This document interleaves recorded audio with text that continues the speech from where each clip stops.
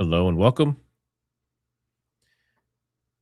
Let me know how the audio sounds. This stream is specifically for the Artemis II mission that is supposed to be going around the moon and showing the dark side of the moon live.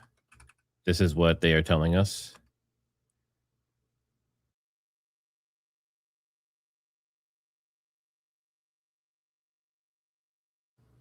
Gotta love allergies. But yeah, this stream is basically for NASA's live stream of the Artemis II mission going behind the moon, showing the dark side. And this is supposed to be a first in human history. So we will see what they come up with and what they do here. We're just waiting for them to go live. We have about 12 minutes until they go live. I think they said it's going to be 40 minutes for them to go around the whole back of the moon. And the thing that's interesting is the way this is set up. Let's see.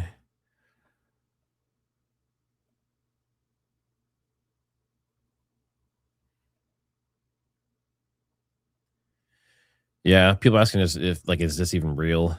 That's a good question. I mean, it's as real as it's going to be. As real as we're going to know. Give me 1 second. I'm going to do a quick refresh. I'm not seeing my chat.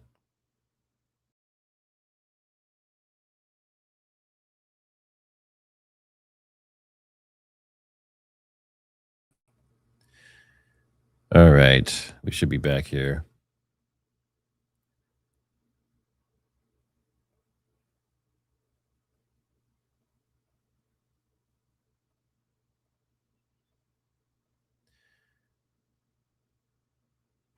Is there anyone there in chat? I don't see anything on my side for chat.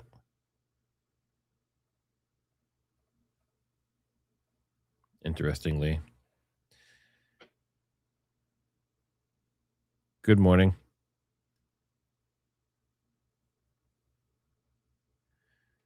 Yeah, we'll see what they come up with.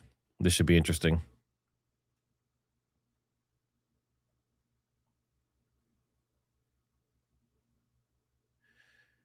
Okay. So that is the way it works with that. Okay. That makes sense. So I can see your chat on this other side. Okay. But yeah, make sure you guys hit the like. We're going to be sitting here. We're going to see what they come up with, right? This could be interesting. It's supposed to be flying around the back of the moon. And the way they're not going to the moon. They're basically intercepting around the same area as the moon when the moon gets to that point. So they're kind of looping behind it. And should be interesting. This is the NASA Artemis II mission. And this is supposed to be their live stream of the crew flying around the moon. So we'll see what happens. Could be interesting. Some people think we didn't go to the moon in the first place, and that never happened, and all the footage and everything was fake. So some people think if this actually is legit, this would actually be the first time. And then we have other people that think that we're actually landing on the moon. They're not. They're flying behind it. Actually, I'll see if I can show you the exact diagram of the way they're doing it. It's pretty interesting.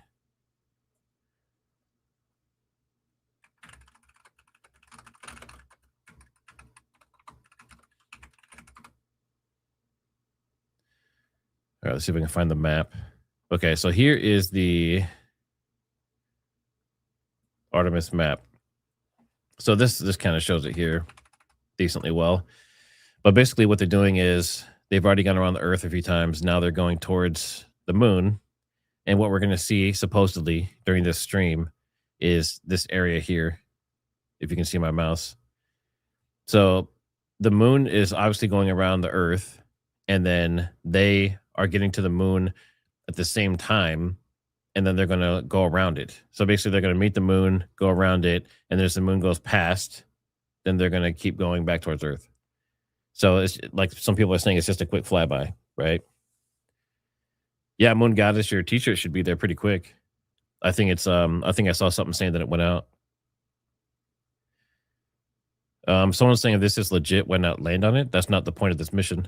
The point of the mission is to see how much radiation and things the astronauts are getting, if all the equipment works well, and to see if it's stable. So the next time they can land on it. And I believe Elon Musk is actually going to, well, I shouldn't say Elon Musk, SpaceX is supposed to be building Artemis 3 and Artemis 4, or at least the vehicles, right? So I think those would be the ones that would be more likely to actually land on the moon. But this mission is purely just to collect information and see how everything holds up for the astronauts and for the ship. So, yeah, I mean, this one, I think a moon mission might not be far off. And I think that this is going to spark another space race, you know, assuming this is all legit, right? If this is all real, then this is definitely going to make China and Russia and possibly other countries really want to get in on this, because they don't want the US to have the moon base, right? They don't want us to have something there.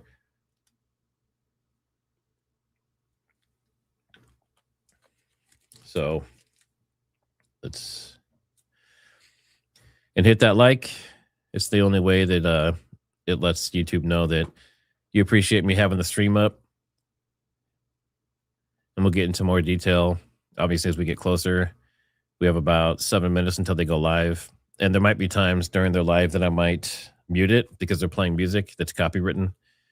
My last 9-hour stream that I did on the launch, the whole entire thing is demonetized because it had music that they were playing for little snippets here and there, which is kind of ridiculous. But that's where we're at nowadays with this stuff.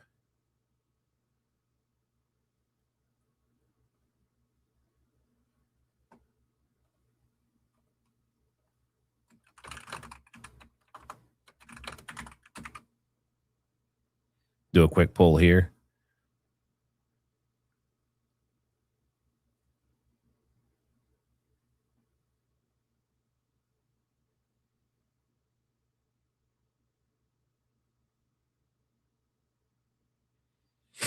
Lexus No Name. They've talked about that many times, about the radiation field.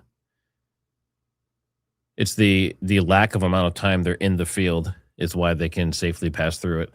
They still get radiation, and they still may have negative side effects from the radiation, but they're not just going to the radiation belt and hanging out there until they die. So I think that's NASA's rebuttal to the Van Allen belt. Yeah, I don't want to give you the option of a maybe. I want you to choose yes or no. Do you believe this or do you not believe this? Saying I don't know is always an easy way out, or I'm not sure.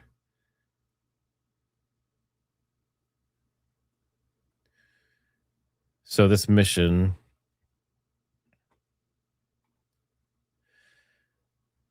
let's see if I can pull this up here.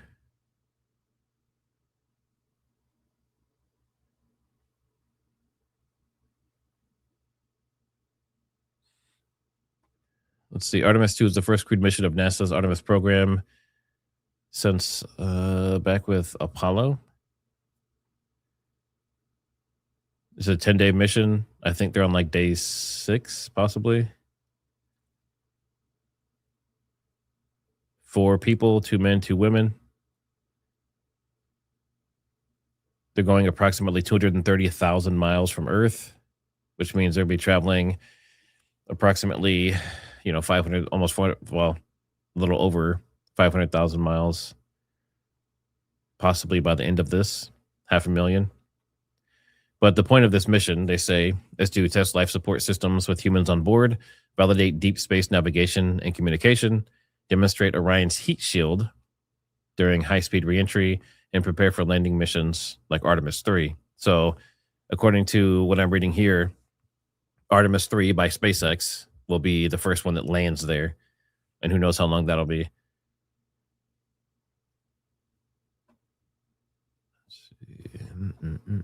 Is there anything else interesting? Yeah, so the Artemis 3 and 4 want to pave the way for lunar bases.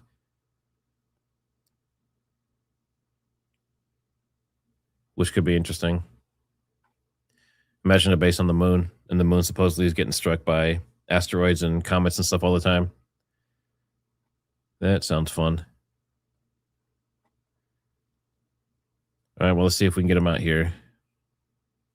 We have about 3 minutes till they go live, supposedly.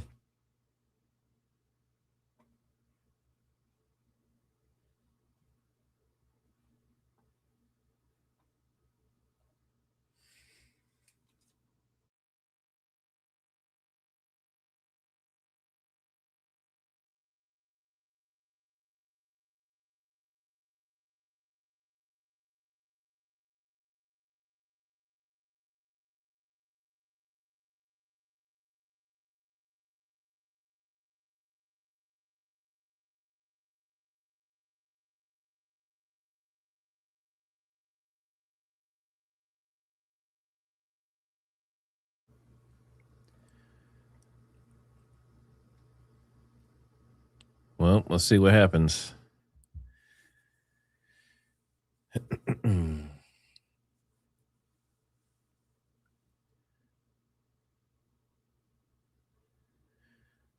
Yeah, watch them bring back some kind of virus or something, or it mutates their DNA, turn them into zombies, and they come back and start biting people. All right, let's see. Do we have? Trying to see if any news stations are covering this. No, not yet. So think about it like this: if this was it, I mean, this is basically, if you think about the way this is all set up, this should be bigger than the original mission. This should be like the most popular thing in the world. Everyone should be excited about it. People should be wearing, NASA clothes and hats and tank tops and all that kind of stuff. And it should be on every channel everywhere. But as you can see, I have like maybe 80 or 90 people watching this stream. How many people are waiting for NASA? So now NASA has 174,000 people waiting. So there is a good amount of interest in this. Let me see if. So the Artemis mission has 33,000. NASA has, by the time this is all said and going, they could probably have over 250,000 people watching, maybe more. So let's.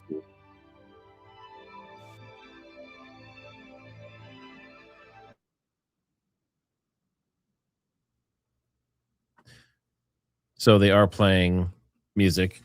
So I have it muted right now.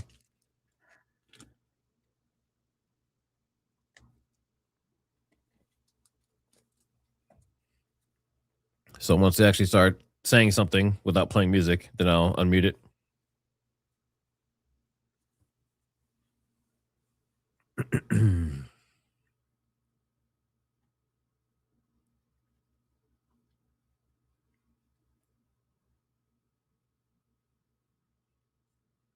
It's very relaxing music, though. So if I fall asleep, you'll know why.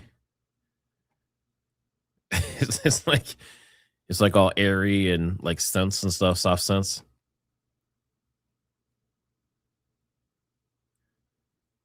But yeah, so for anyone coming in, basically what we're looking at is we're going to basically be seeing as Artemis 2 is intercepting the moon, right? Because the moon's going around us or going around the Earth.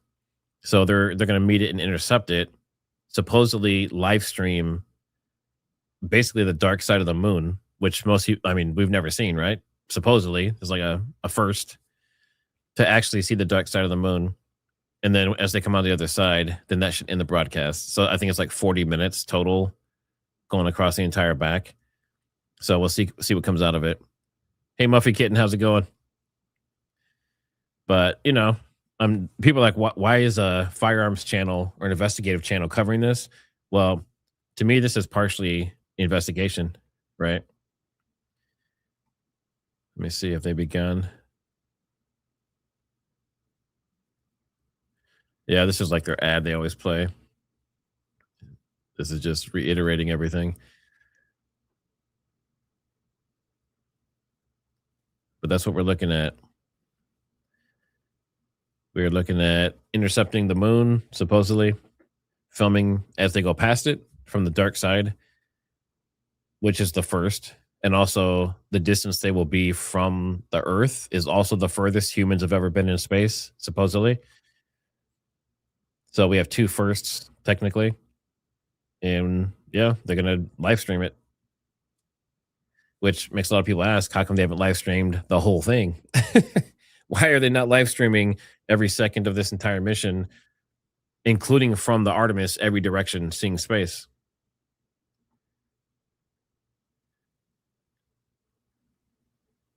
But the way they do their media, here we go.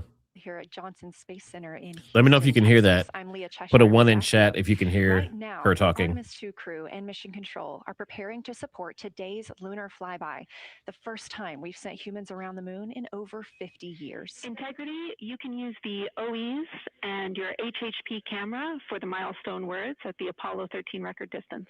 You'll notice that we pause every time we hear communications to and from the crew. They are the stars for today. This afternoon, the crew will have their closest approach of the moon and will surpass the record. That record just mentioned of the furthest humans have ever flown, set by the Apollo 13 astronauts in 1970.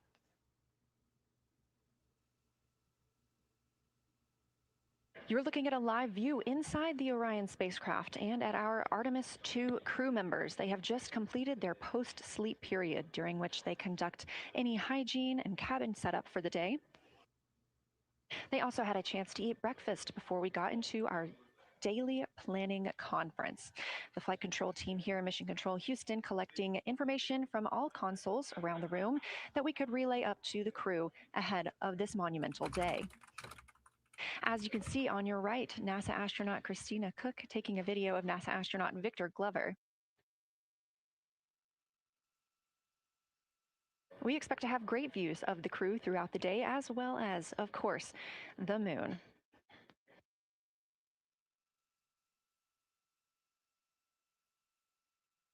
We expect to surpass that Apollo distance record in 55 minutes and 50 seconds.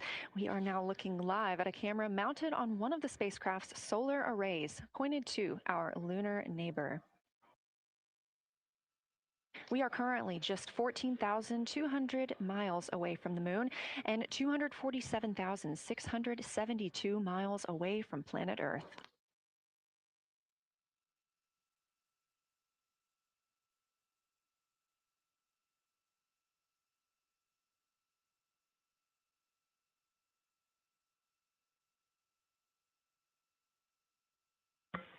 Houston, integrity for AGA.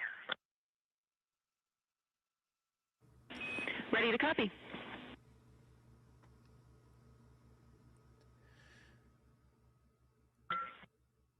Carbon dioxide 2.3, oxygen, which has the alarm 26.3, 73.1 degrees, 10.3 psi. And one follow-on question. We understand milestone words will be directly following the conference. Will that take the place of the PAO event, or will the PAO event still take place per the timeline? Someone asked why the moon looks oval. That's because the shadow, supposedly, right? The sun's hitting part of it and the back part of it's shadowed. So that's what gives it that shape from this angle. I don't know if the right one is an image or a video. I'm guessing it's an image. So we'll see if they actually live stream the video or if it's just a bunch of stills. Words, and you can get straight into your flyby. Copy all AGA.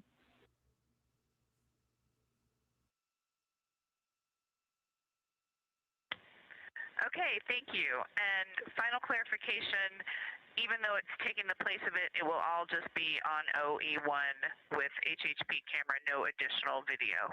Is that right? Affirm.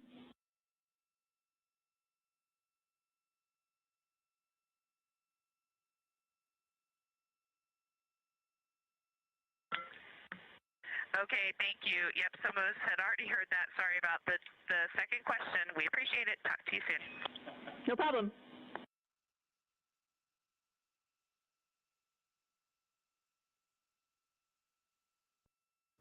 Correct. This is just a flyby for people asking. They want to see if they could do this successfully with, with people in it, if they survive the radiation, what kind of after effects they have and stuff like that from the mission.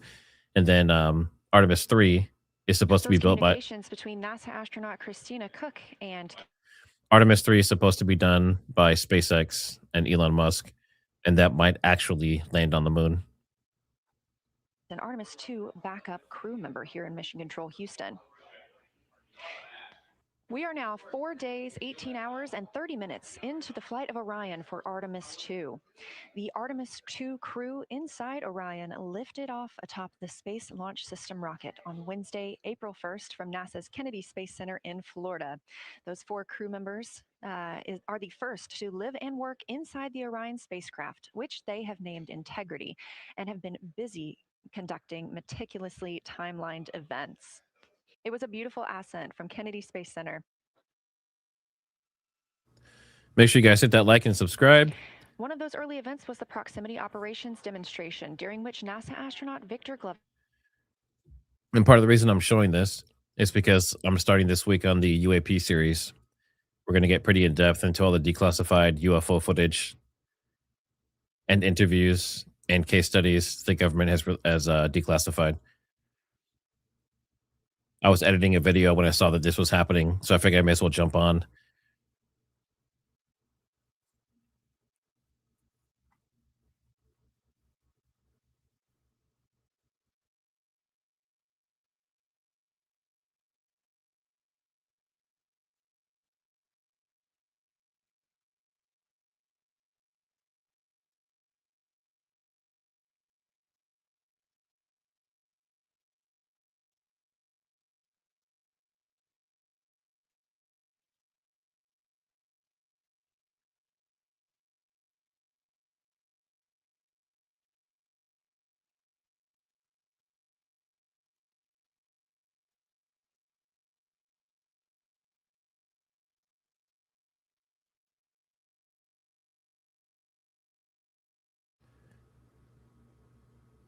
Someone was asking about the, let's see.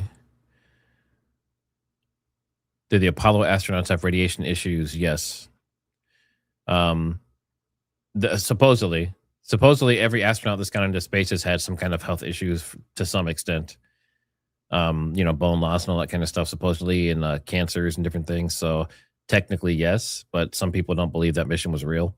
So, but we do know there have been many attempts to get into space. How far we've gotten is the question. So this is the first time we've ever gone anywhere near the moon. But depending on what you believe, this would be the second or first time. Reed Wiseman is the Artemis II commander and a Baltimore native. He's been in space once before. I think there was going to be some families heading into the viewing room today. If they end up showing up, could you just give us a heads up when they're there so we can just wave to them on the camera? Absolutely. And that was the voice of Reed Wiseman. He has been in space once before as a flight engineer. And if they don't come, you can just lie to us and tell us that they're there. That'd be great. Thanks. We'll keep that in mind too. And I'm sure they'll be here. Wiseman also has a great sense of humor.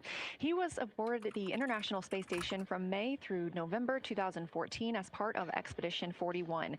This was a 165-day mission during which he and his crewmates completed more than 300 science experiments in areas like human physiology, medicine, science, earth science, and astrophysics. They set a milestone for station science by completing a record 82 research hours in a single week. He also served as chief of NASA's astronaut office from December 2020 to November 2022, and here on Earth, he has 2 daughters. The Artemis II pilot is Victor Glover, selected as an astronaut in 2013, when at the time he was serving as a legislative fellow in the United States Senate.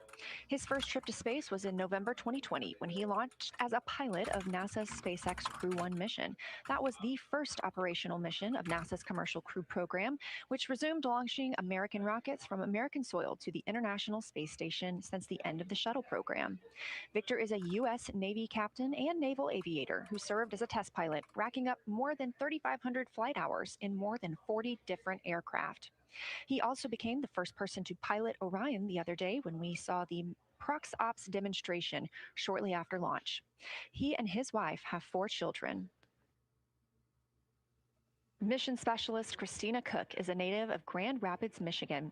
She was selected to the Astronaut Corps in 2013, the same class as Victor Glover. She served as flight engineer on the International Space Station from March 2019 to February 2020. During that time, Cook set a record for the longest single spaceflight by a woman with a total of 328 consecutive days in space. She also participated in the first ever all-female spacewalk with her friend and colleague, Jessica Meir, now living and working aboard the International Space Station yet again. Before becoming an astronaut, Christina helped build space science instruments and led scientific fieldwork in some of the most remote environments on the planet. Her hobbies include surfing, rock climbing, community service, yoga, travel, and photography. And she is certainly getting a chance to do that. First-time flyer, Canadian Space Agency astronaut Jeremy Hansen is flying to the moon as a mission specialist on the Artemis II mission. The London, Ontario native was selected as an astronaut in 2009. After that, he worked as Capcom at NASA's Mission Control Center here in Houston. Capcom stands for Capsule Communicator and is the single direct voice communicating with the astronauts in space. He also participated in training exercises like living on the ocean floor off the coast of Florida to simulate deep space exploration for 7 days. In 2017, he became the first Canadian to lead a NASA astronaut class, and he also enjoys getting out on a sailboat, rock climbing, and mountain biking. And he and his wife have 3 children.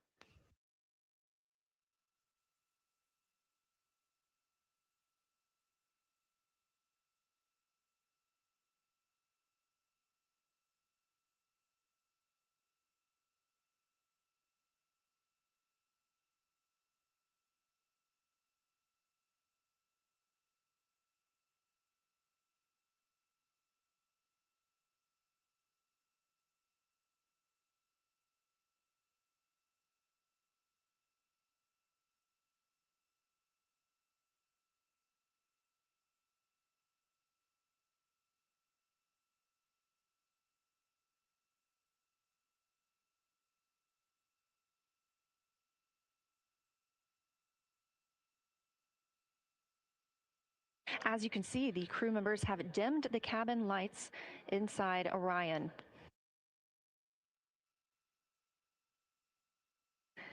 As they prepare for their lunar flyby, they'll be configuring the cabin as they'd like to have it to allow for proper positioning as they move about to and from the windows, taking photos of the moon.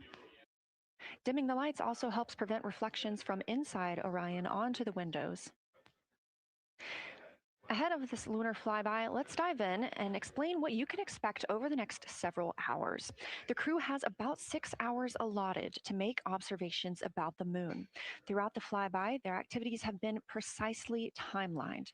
There are 5 blocks of time during which the crew will be observing the moon from Orion's windows. At any time, 2 members will be at the windows working in a pair.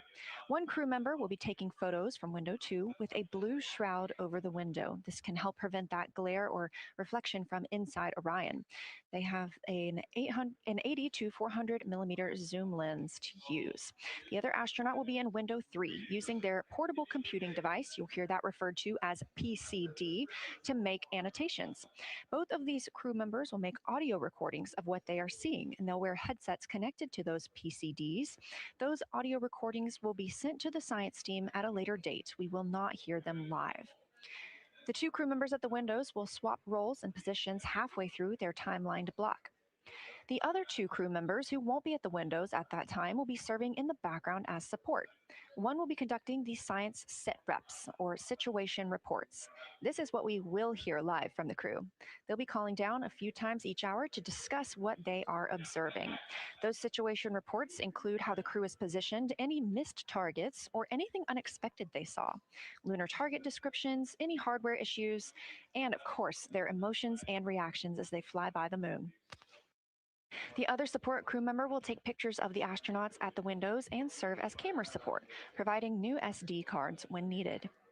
There's a 15-minute time frame between each observation block during which the 2 support members switch places with the crew making observations.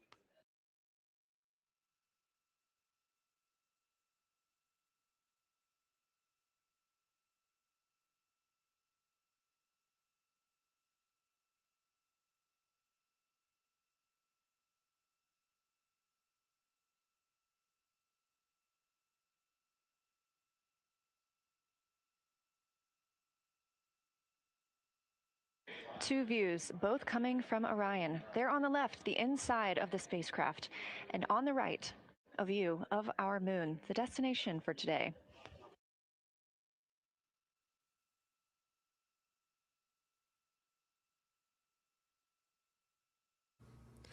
For anyone curious, Trump is basically talking about kind of the mission, just how great the U.S. military is.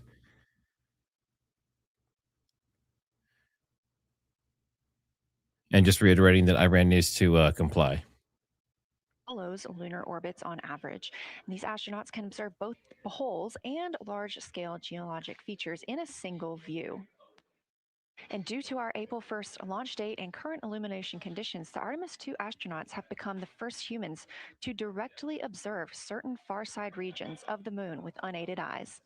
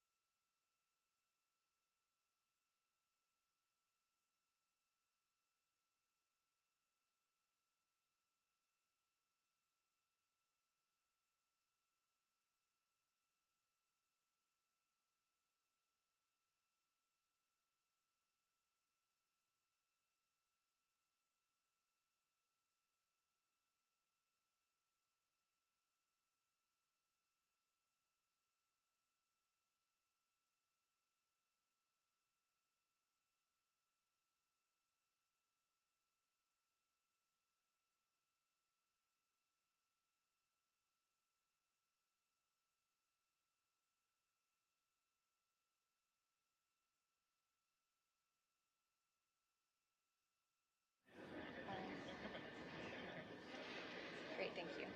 You ready? That's okay. How do I, is it all?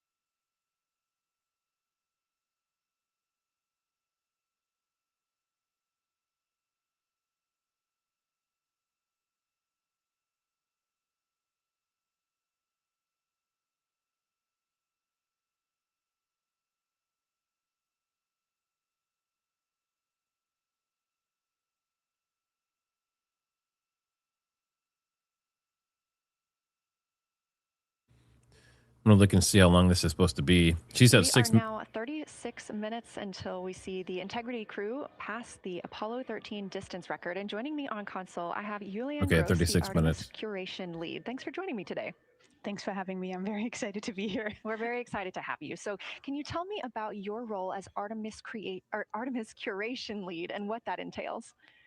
Yeah, so for the overall Artemis campaign, I'm the Artemis lunar sample curation lead. That means I'm helping NASA to return the next set of lunar samples from the lunar surface. And for Artemis II specifically, I'm one of the science theme leads, and specifically I'm responsible or the voice for impacts, poles, and landing sites. Fascinating. So, what helped us select the targets that the crew is going to be photographing today? So we had a plan coming in where we basically made a list of all the available targets during the April launch window, because before you launch, we wouldn't exactly be sure which targets would be visible. And so once we launched, we then were able to cut down on that list and prioritize our targets. And the 5 theme leads came together and really discussed and collaborative talked through which the long lens configured for lunar flyby.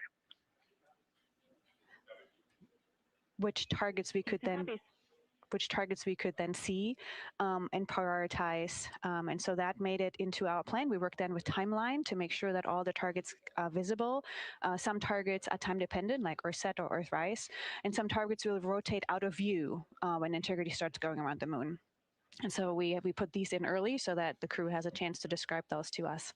Fascinating. I cannot wait to hear what they have to say. So, we just heard them say that their long lens is configured. That's very exciting.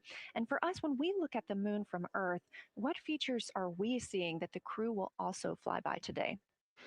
Yeah, so I really hope that people on Earth who are in nighttime will look up into the moon tonight. The features that the crew will see that we can also currently see is Aristarchus Plateau. Grimaldi is another feature. They're going to be sort of on our limb. And then Oceanus Procellarum, that really dark, large area on the near side that we can see. The crew is going to see that in the beginning. The more they fly around, the less of that they will see. So those are targets we will hear them describe early on in the flyby. Fascinating. Well, and the crew has been training for years for this day. And so we're going to hear them make a lot of calls about what they are seeing on the moon. And they're going to use a lot of interesting terms that I myself need some brushing up on. So could you walk us through a few of the things that we'll hear them use to describe the moon, like albedo, exosphere, ejecta, just some of those major terms we expect to hear from the crew? Yeah, of course. So this is, excuse me, this is the snapshot of what they're looking at on the moon side. And I was trying to see if there's any stars or anything else that we can see. And to me, it just looks like pure blackness, which, doesn't mean much. But the moon here, this is what they're looking at. You can see some of the craters and stuff and a couple darker spots, this region here. Kind of interesting. But I don't see, some people are saying, why aren't there stars? I don't know if we would expect to see stars at this point with the light from the moon and the lights they have on the craft. I don't know if that would make the camera, because the cameras, the way they focus and stuff, certain things you won't see and other things you will. Certain way it'll blur certain things and not blur others. So I'm not sure exactly how all that works out there. And also exposure time. So if they set the exposure properly to see the moon and the ship, then they might not have enough exposure to actually pick up the light from the stars. I'm not making excuses, but that's just stuff I know that I deal with when I do documentaries and stuff like that too. So To see if the crew can actually see that.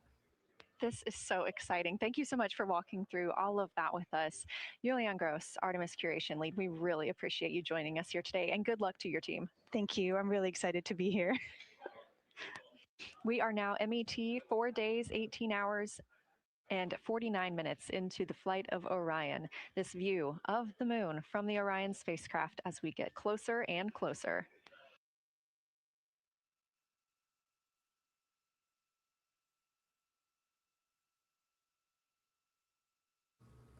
some people are asking about why you can't see the sun.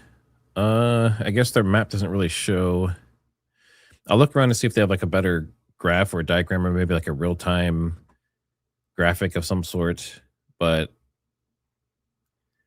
this is what they're doing. They're basically coming around.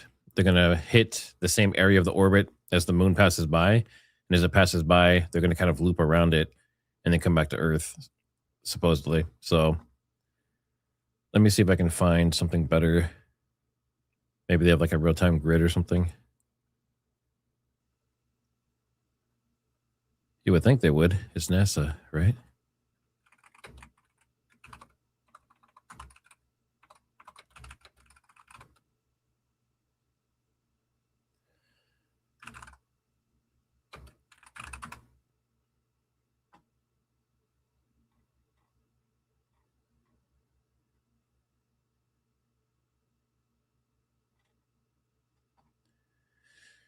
Let's see, mission.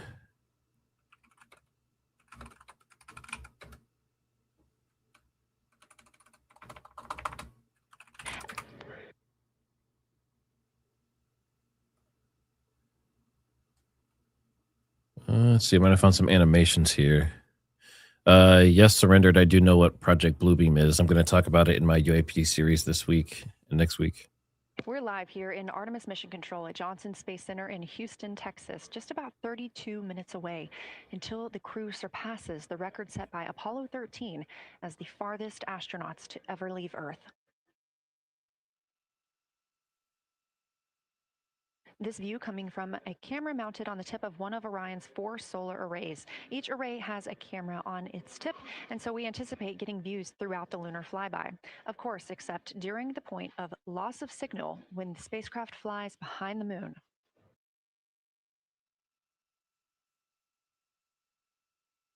Inside the cabin, the crew are configuring the inside of Orion for today's flyby, making sure they have everything just where they want it to help them take the pictures that they are aiming for the science team here on the ground.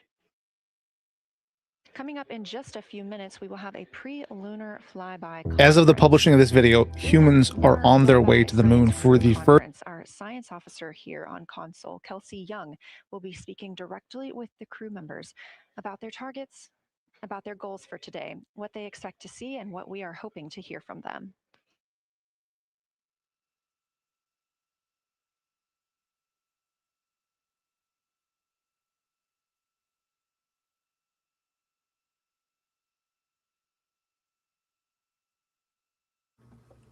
One second, I'm just checking something here.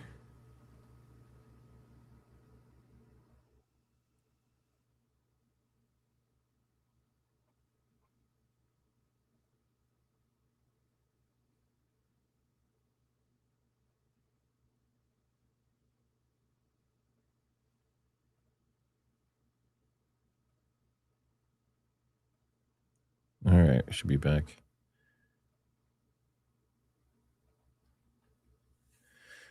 All right, so we're looking at, what do we have here? About 20 some minutes until they pass the record set by Apollo 13. So it'll be the farthest distance from Earth. And then roughly an hour later, the lunar flyby begins. And then the closest approach to the moon is tonight in like, what would that be, 6 hours? And they're, yeah. So in like 6 hours is going to be the farthest distance from the moon, or from the Earth, I should say. And then also the closest approach to the moon, which will be within 4,000 miles.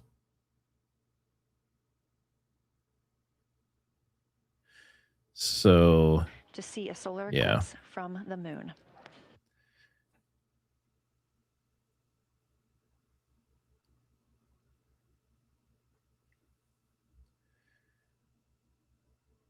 Muffy Kitten, I can see the chat. Ahead of the official beginning of flyby today, Kelsey Young, Artemis Science Flight Operations Lead, will be conducting a pre-lunar flyby crew conference. She will give information on camera setup, remind the crew of their intended targets, answer questions from the astronauts, and more. Young will help the crew set their targeting timeline, which counts down the time they have to image each target and what they'll be capturing next. She'll also remind them that the ground team will be calling for science sit reps, also known as situation reports. Those are essentially call downs to report what they've been observing. They'll continue to do this even through their LOS, their loss of signal, as those communications will come down later on after they reconnect with us on Earth. Yes, it appears this countdown, this 28 minutes and 30 some seconds, is for breaking the Apollo 13 record. And then it will be like, so I think, so this will be Apollo 13 in an hour. They start the flyby of the moon, and then in like 7 hours. In the cabin, you can see the crew members are all. Then in 7 hours, it's going to be the furthest point away from the Earth and the closest to the moon. Now 28 minutes until they become the humans to travel farthest from our planet.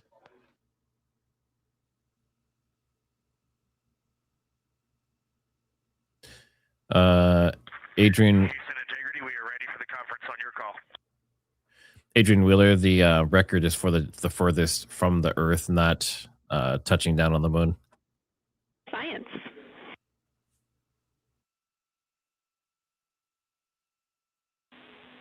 Good morning, crew. This is Science. We couldn't be more excited for a full day of lunar and planetary observations today. The first. They're actually flying around the moon, so they'll actually be further away than the Apollo mission supposedly was. We hear you loud and clear, and Kelsey, you just got to know you're pulling us away from the moon right now, so let's go. Message received. I will keep it tight here. I did just want to start with a thank you on behalf of the Lunar Science team and the entire lunar and planetary science community, of which you are absolutely a part, for what you've already done in this mission and what you're going to do today to inspire the next generation of scientists. I have to say moon joy is the new term that's already become our team's new motto, so thanks for that. In this conference, we'll cover hardware and config reminders, and then I'll just briefly, as you said, cover today's science plan. I'm assuming you already have your LTPs up. Confirm that, and I'll jump quickly into the cabin config reminders.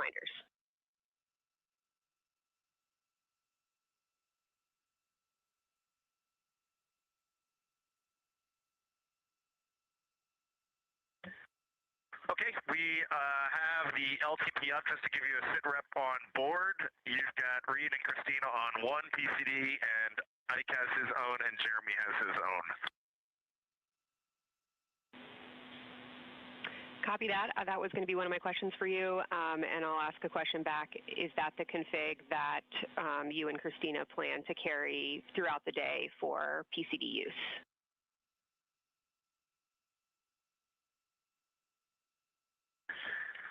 Negative, Kelsey. Our plan for PCD use is we have run the power cables to Windows 2 and 3, and we are going to leave one PCD. The yellow PCD will be in window 2, and the green PCD will be in window 3, and we will do that the whole day. And then the red PCD will be a rover. Understood. Super helpful. Recommend when you guys switch in and out of PCDs to add your initials to your OneNote annotations, just so we can keep track of whose is who.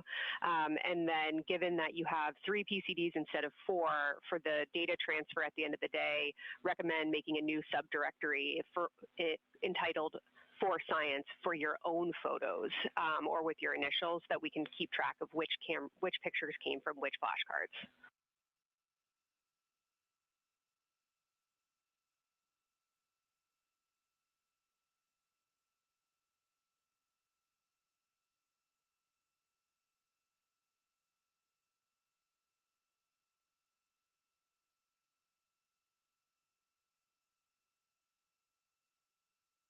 This view. So, Kelsey, I just want to here's what we're doing. We have community cards in all cameras on board, and then when each astronaut approaches their camera, the intent is they will put their card into that camera for photos and then put the community card back in at the end of the session. But just know it is harder to manage cards than we thought, and we don't want to miss science, so it might end up a bit more disorganized. Understood. Thanks for that essay.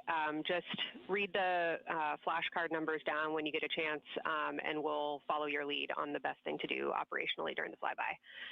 With that, I'll move on to Windows. So the window characterization DFTO you guys did a few days ago confirmed that window 2 is ideal for imaging, so no change to config of photographer in window 2, observer in window 3, and science sit reps in window 1.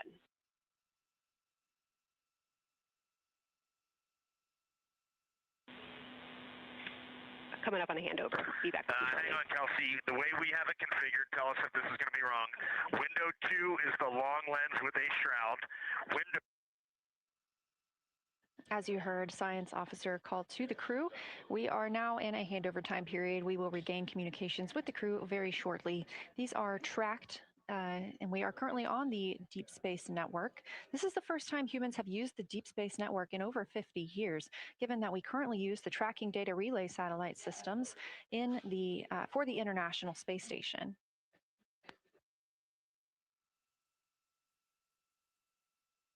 This view from Artemis Mission Control on the right is Kelsey Young. That's who you hear speaking with the crew. Young is the Artemis Science Flight Operations Lead, and we also look forward to speaking with her here today.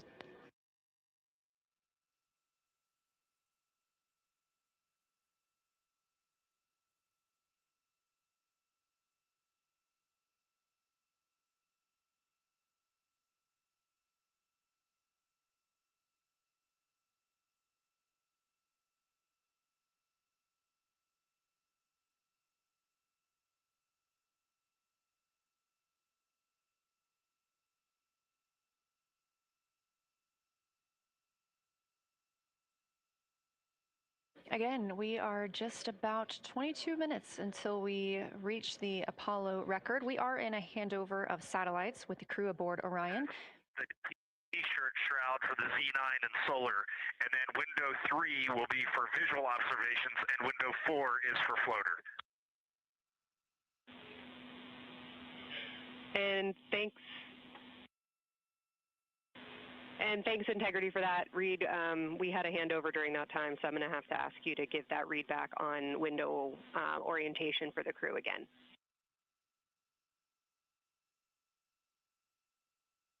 Okay, we are happy to change it, but the way we have it configured right now is window 1 has a T-shirt shroud for the Z9 for solar. Window 2 has the shroud for the long lens for both lunar and solar. Window 3 is for visual observations. Window 4 is for floater. And then the docking hatch window has had a great view, so we've done a lot of mapping through that as well. All right, copy all, Reed. A note just on the window 1 T-shirt shroud that you can remove that for the lunar observation block if you want to, if you want that extra view for another floater, but defer to you guys on that. You are go to use the full 400 millimeter zoom on the long lens, but where possible, try to keep the end of the lens flush with the window to prevent imaging through the multiple window panes at an angle. And if you have to take an image at an angle, recommend you limit the max focal length to 200 millimeters or simply acquire the images at multiple focal lengths.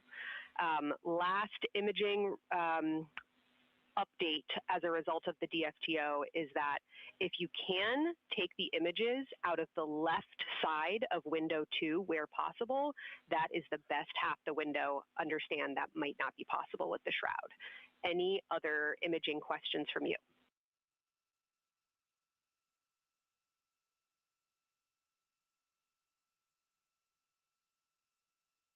Okay, copy that. Okay, last couple reminders. Don't forget the ability to take the WAV files to tag imagery that you are wanting to follow up on using the FN3 button on your camera. And then a couple quick notes on your LTP. We have refined your precise flyby timing since generating the LTP. Optimus has the correct timing for the LOS and AOS, but the LTP identifiers for LOS and AOS are roughly 2 minutes later than they will be in reality.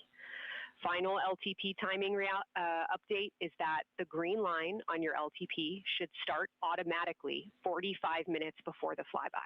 If it doesn't appear, let me know and I'll have troubleshooting steps for you. Some people asking me my thoughts on this, and thanks, Bonnie Lynn. So glad to be part of this community. Thanks for being a member for 2 months. My thoughts overall is that the first time they went was very questionable, extremely questionable. There's tons of footage and stuff that makes it seem like it was completely faked and staged. This time, I'm not sure. That's why I'm watching it. I want to see what they come up with and what they do and what they show. But yeah, I'm in the middle. I'm not like, yeah, we're going to the moon or flying by. And I'm not like, oh, this is completely fake. I'm somewhere in the middle. Right, I have a healthy amount of skepticism. Last couple eclipse reminders, the sunset period and the first roughly 23 minutes of the eclipse will fall during that forward link LOS, but we'll still have a return link and we're still looking forward to your science sit reps and observations during that time. And I do have a reminder for you on your preferred starting config for the eclipse in terms of role responsibility. Let me know if you want me to read that up or if you guys have that in your minds already. And if no other questions on config, I'll give you a few science-focused reminders.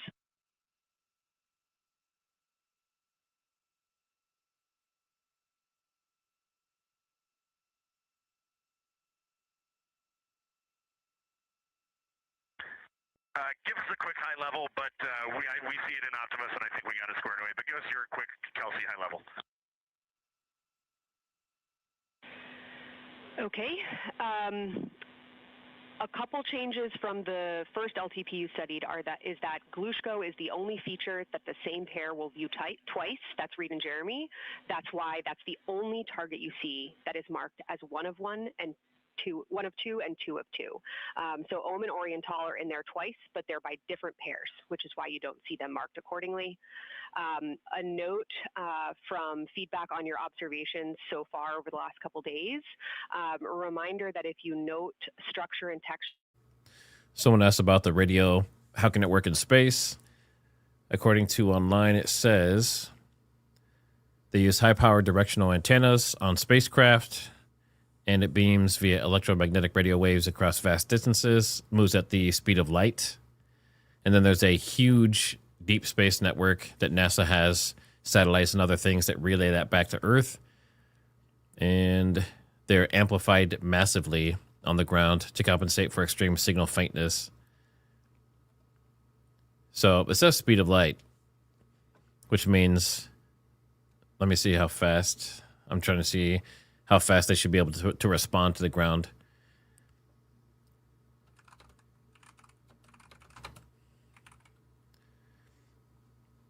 Any other questions for me?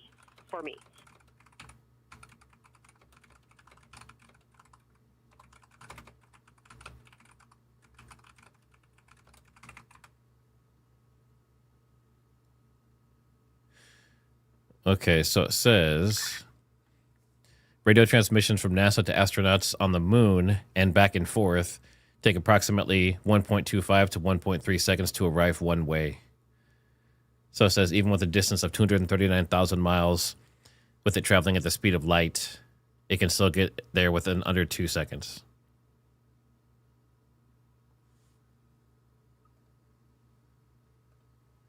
Okay, the side of window 2 closest to window 3 is preferred for recording. Stand by, we'll talk to the crew.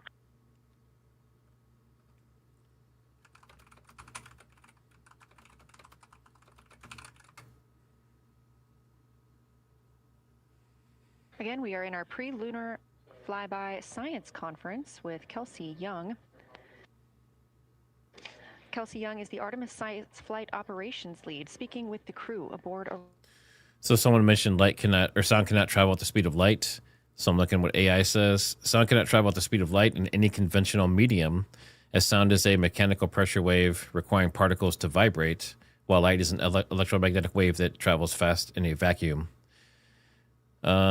They said they send the signal electromagnetically through space, and it says it travels fast in a vacuum. So maybe they're doing something different with. Maybe they're not sending it as traditional waves. They're sending it some other way.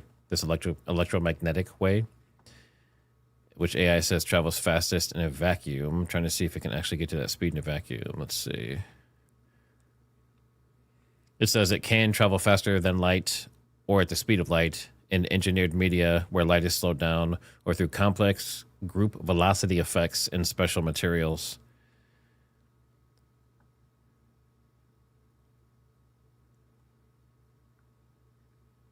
So it looks like there's some science that kind of supports it, and then there's some traditional science that says, like, here on Earth it wouldn't travel at the speed of light. I wish you were up here to see all the smiling faces, to hear all these terminologies being thrown around, and we are just fired up to get started on this day. Let me pass the mic around if anybody has anything to add. Kelsey, it's so great to hear your voice on the loops. I just want to channel everything that you guys are probably feeling right through my eyes and heart. It is awesome to see the side of the moon. You guys made us excited for this day, and we couldn't appreciate it anymore. And we are ready to hopefully deliver on all the awesome training you guys have provided. I'll just add, Kelsey, it is blowing my mind what you can see with the naked eye on the moon right now. It's just on. Burnell, based on what I was reading, it looks like the vacuum is when they use the electromagnetic pulses or whatever it is. They're not using sound waves. They're not trying to move molecules of the air. So it's a different medium, supposedly. so much. Beautiful words, you guys. Thanks so much. And I got video of the science team right now, and they are all absolutely buzzing. Looking forward to today.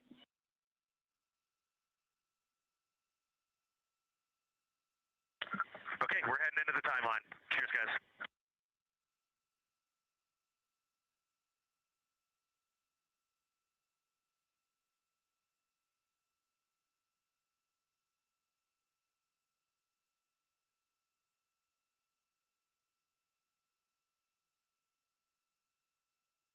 Of the pre-lunar flyby science conference with Dr. Kelsey Young. So I have a question for you. I can't put anything on the screen. Apparently, with the way this is streaming right now in StreamYard, I can't actually like put the comments on the screen like usual for some reason. But if you think about all the stuff that's been going on, it's been like 50 years since we went to the moon. During that time, Russia and China, apparently, actually, before I say that, let me look it up. But how come no one's gone? If it was so easy to go with like 1970s or whatever it was, technology that has less power in it than our cell phones, right? Our cell phones are insanely more powerful than the Apollo mission. So how have we not gone back, and why have we not gone back? That's the question.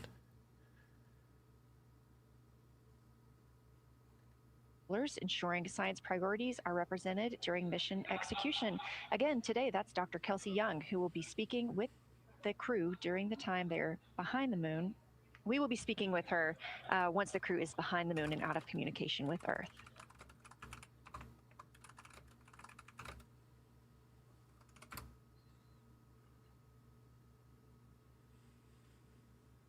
Back inside the Orion spacecraft on your left, closest to the camera, NASA astronaut Christina Cook. To her left, NASA astronaut Reed Wiseman. All right, a lot of you are asking about the Van Allen belts. Let's look that up.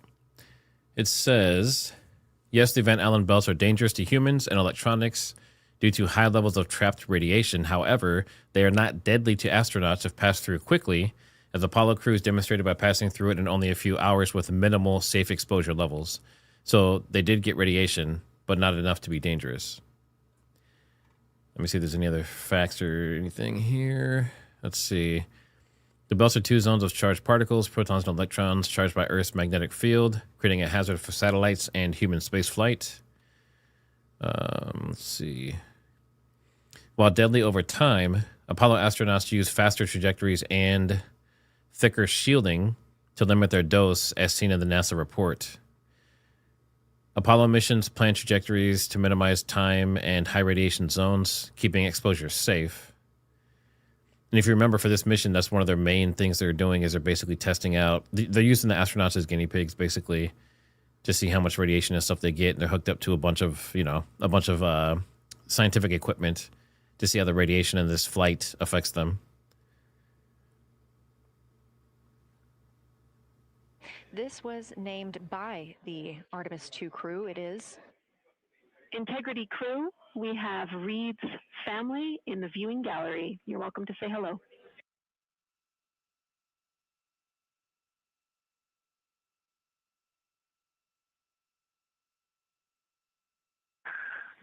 Well, whether you're being serious or you're kidding around, that is awesome to hear. Thanks, Jenny. And hello to Ellie and Katie. I don't know who else is there, but it's great to know that you're in mission control right now, following along. We are having a blast up here, and the view of the moon is absolutely amazing. So right now, there are 635,000 people watching this NASA stream. I wonder if they're going to break 1 million at some point during this, like when they get closer. Especially when they're the farthest point away from the Earth, supposedly 235,000 miles, I think it is. So 635,000 now, and I'm curious if they get to over 1 million at some point.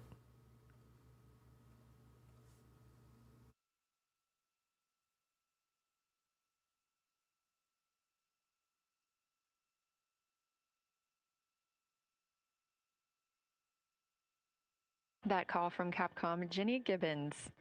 Canadian Space Agency astronaut and Artemis II backup crew member letting Reed Wiseman know that he has family here to support him today in the Artemis Mission Control viewing room.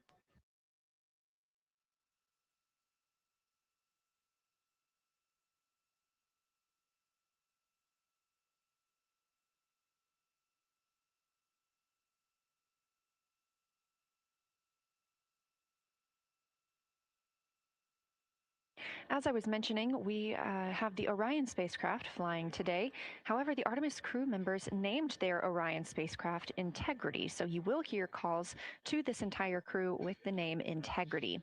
They say that the name Integrity embodies the foundation of trust, respect, candor, and humility across the crew and the many engineers, technicians, scientists, planners, and dreamers required for mission success.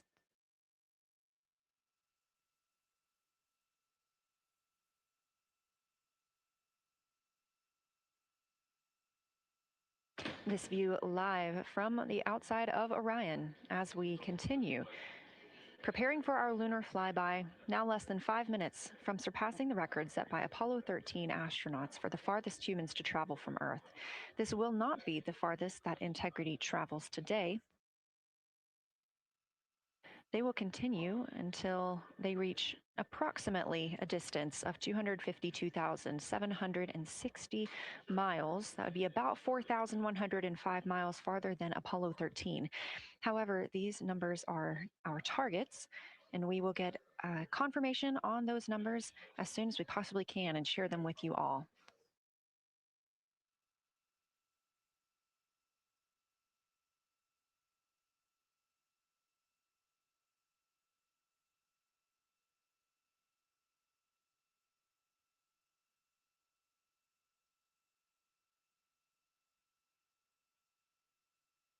We talked a little bit about what to expect from the crew, whether that's taking photos or making an audio recording. To get a little more detailed, Reed Wiseman and Jeremy Hansen will be up first to capture imagery and record audio on the portable computing devices. You hear those referred to as PCDs, while Victor and Christina serve as the support members.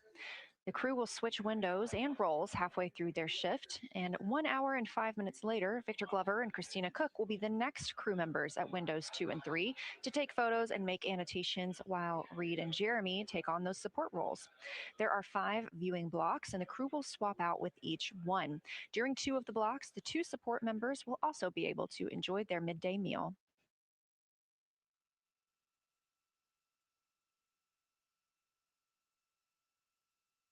At least 3 times per block is a science sit rep. Again, situational report. This is partially an operational status, reporting back if they missed any targets or gotten any specific ones, if they have issues with their camera or any other operational items.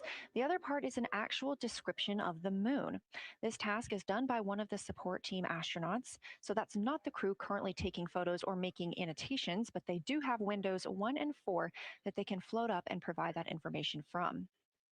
If you watch the entirety of the flyby, you'll also notice the crew will be photographing some targets multiple times to get observations in different lighting conditions. This is due to Orion changing their location throughout the flyby.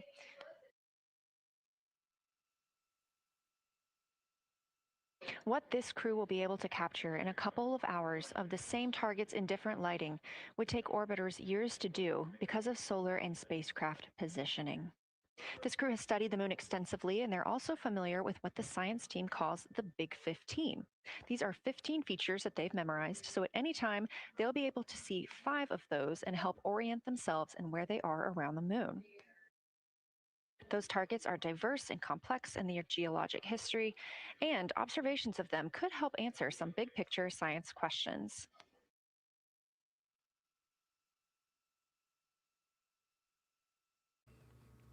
Griff MJ.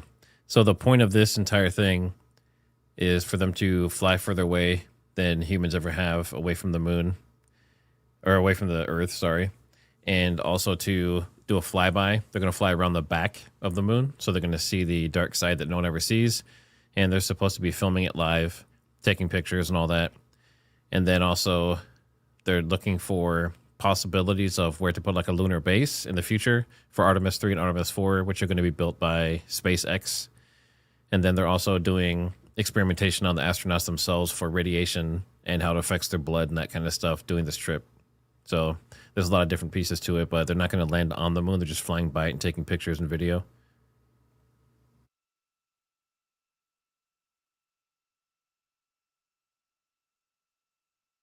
Orion itself has 330 cubic feet of habitable volume. That's about the size of 2 minivans and is 60% more cubic volume than the Apollo spacecraft. We are standing by for the Integrity crew. I hope this doesn't happen, but since this is technically like live, right? As live as we know it is, there's a chance we may see something fly by or fly up to, or hopefully not, but like interfere with the ship and that kind of stuff. So that would be interesting. But if they go behind the moon and a bunch of lights turn on or something.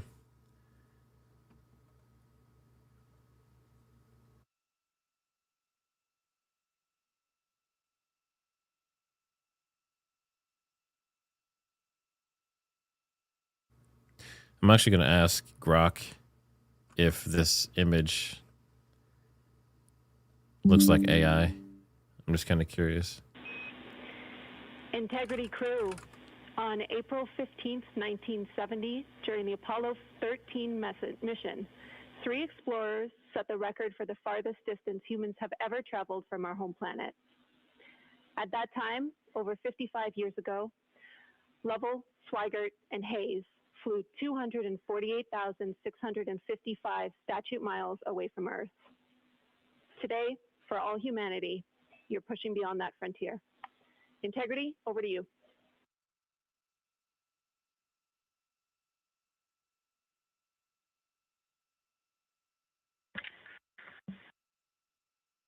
Yeah, from the cabin of Integrity here, as we surpass the furthest distance humans have ever traveled from planet Earth, we do so in honoring the extraordinary efforts and feats of our predecessors in human space exploration. We will continue our journey even further into space before Mother Earth succeeds in pulling us back to everything that we hold dear. But we, most importantly, choose this moment to challenge this generation and the next to make sure this record is not long-lived.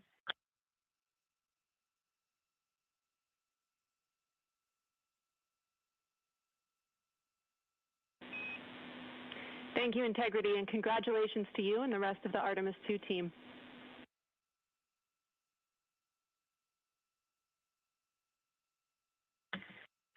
Thank you, Houston. We have a couple more things we'd like to take this moment for.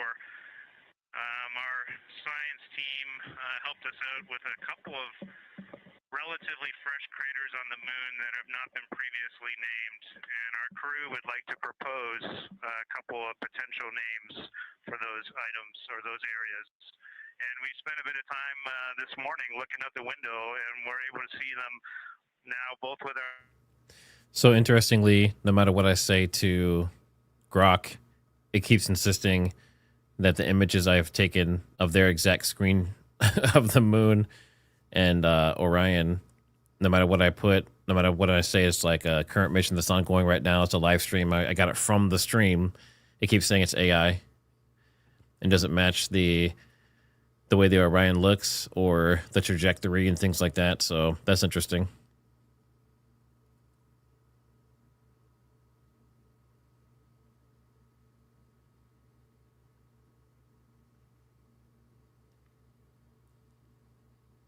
A number of years ago, we started this journey in our close-knit astronaut family, and we lost a loved one. And there's a feature in a really neat place on the moon, and it is on the near side, far side boundary.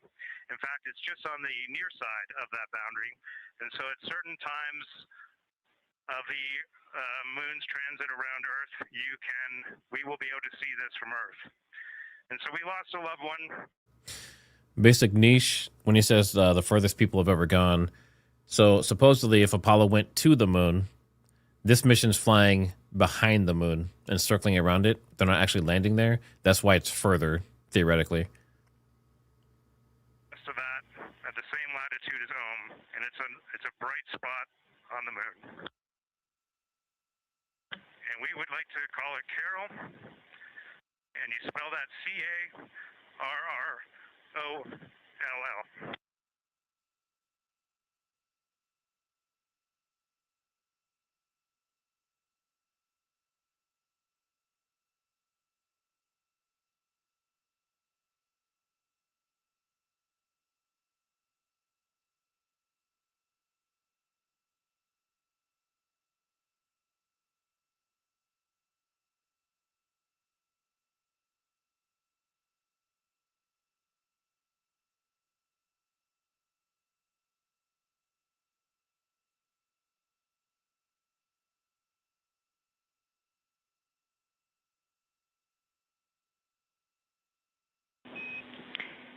Integrity and Carroll crater, loud and clear. Thank you.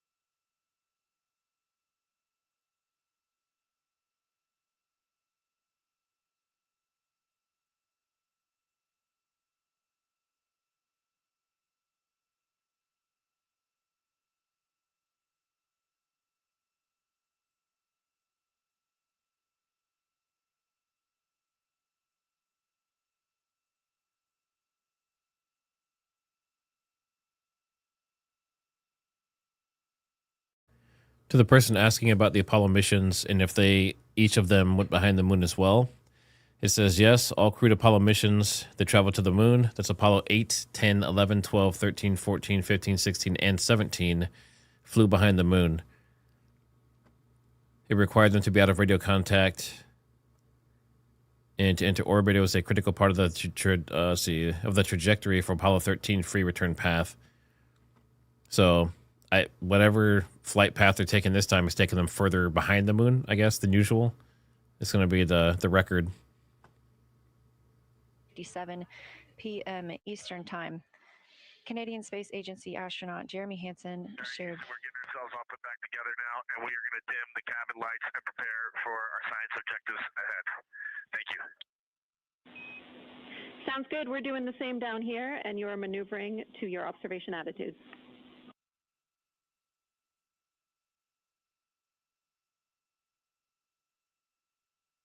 As we pass that Apollo 13 record of the furthest humans to ever fly from Earth at 12:57 p.m. Central Time, 1:57 p.m. Eastern Time, the Artemis II crew shared some poignant words, specifically Canadian Space Agency astronaut Jeremy Hansen. The crew also called down 2 craters not yet named that they would like to name. One, Integrity, in honor of their spacecraft, which they have named. That's near the Ohm crater. Another near Glushko, which is a bright spot, named Carol, in memory of Reed Wiseman's wife. Yeah, like Muffy Kitten said, I'm going to be deep diving into this, and I believe one of the episodes as well is going to include Baron Coleman. I invited him to come on with me and cover some of this stuff, but, you know, we have very healthy levels of skepticism of this stuff, but we're going to go through the declassified information, and it should be interesting because a lot of people haven't seen it.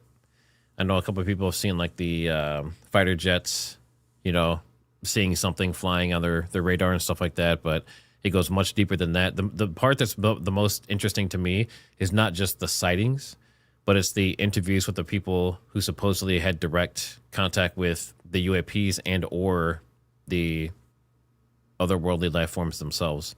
That's what's actually really interesting to me. And they have case studies where they try to disprove everything that they see. And some of them they say they do. You know, they'll say, like, if you see like 3 Tic Tac UAPs, like, oh, it was 3 747s flying next to each other. Well, 747s don't do that. right? So it's interesting how they try to cover things up, but we'll definitely get deep into that this week. So make sure you're looking out for that.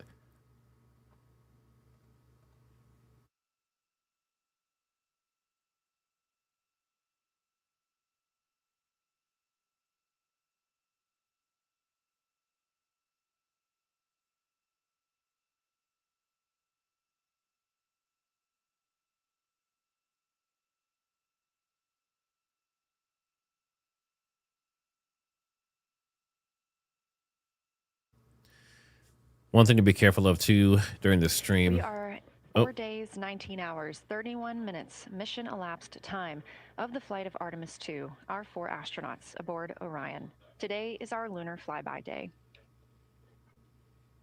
The spacecraft is currently about 12,000 miles away from the moon, and you can keep up with the distance from Orion to the moon and Earth by visiting nasa.gov/track-Artemis, or you can just stay with us here because we're going to be telling you throughout the day. They are currently 248,834 miles away from planet Earth.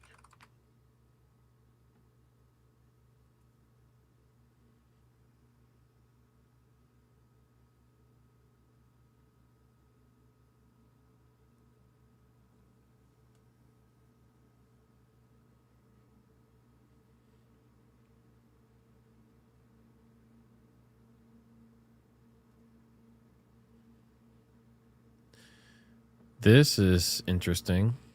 So this is that site they were just talking about. Track Artemis.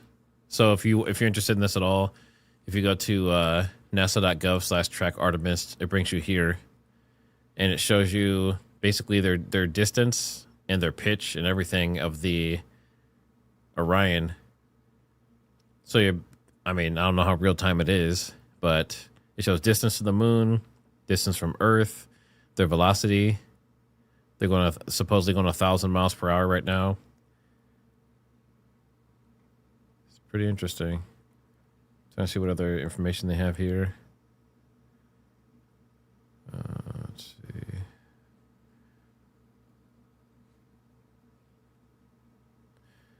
Okay, so this is, what is this? What's this let me do? Okay, so this is showing their path that they took so far.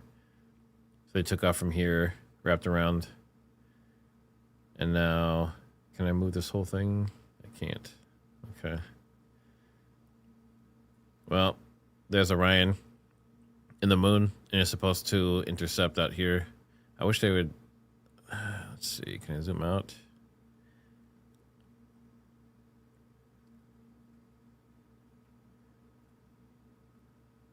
There we go.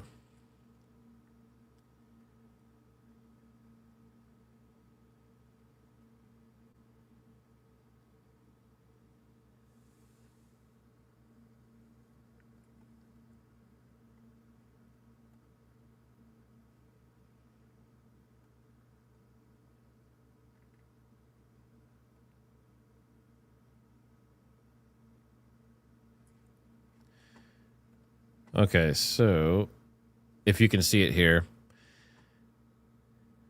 this shows where Orion is, where the moon is, and their goal is to come on the right side of it. And as the moon is still moving, they're supposed to circle around the moon and then come around the other side of it. So they had to time it so that when they lift it off from Earth, and their exact path and everything has to intercept perfectly with the moon on the moon's orbit and go around it. So this should be interesting. Apparently, they said they've done it many times before with all the Apollo missions, but still, if this, assuming this is real, right? This is all very dangerous. So 11,000 miles to get to the moon. The closest point they're going to get is going to be 4,000 miles, they said. And they'll be 248,888 miles away from the Earth. Oh, no, that's where they're at right now. I think they end up, what's the furthest they're going to get? 253. But yeah, pretty interesting site. This morning, the official lunar flyby observations are slated to begin in just about 40 minutes. That's when we'll have the crew at the windows photographing the moon, as well as making calls down about what they are seeing.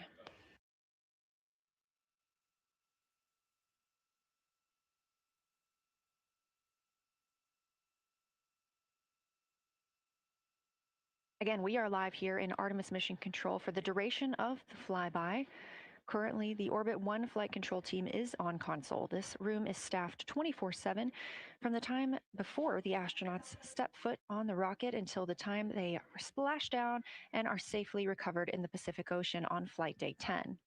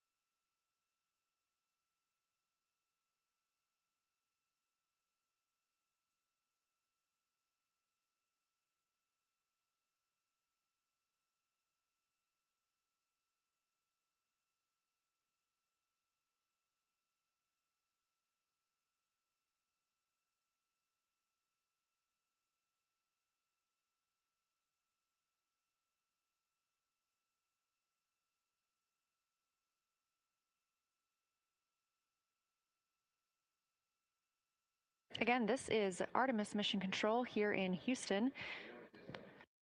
We are now 11,777 miles away from the moon. We did pass the Apollo 13 record of farthest humans away from Earth at 12:57 p.m. Central Time, 1:57 p.m. Eastern Time. That distance, 248,655 statute miles from the Earth, continuing to be exceeded by the crew. They will reach their farthest distance from the Earth around 6:07 p.m. Central Time. At that time, they will be in an LOS, or a loss of signal, with us on Earth, as they'll be flying behind the moon.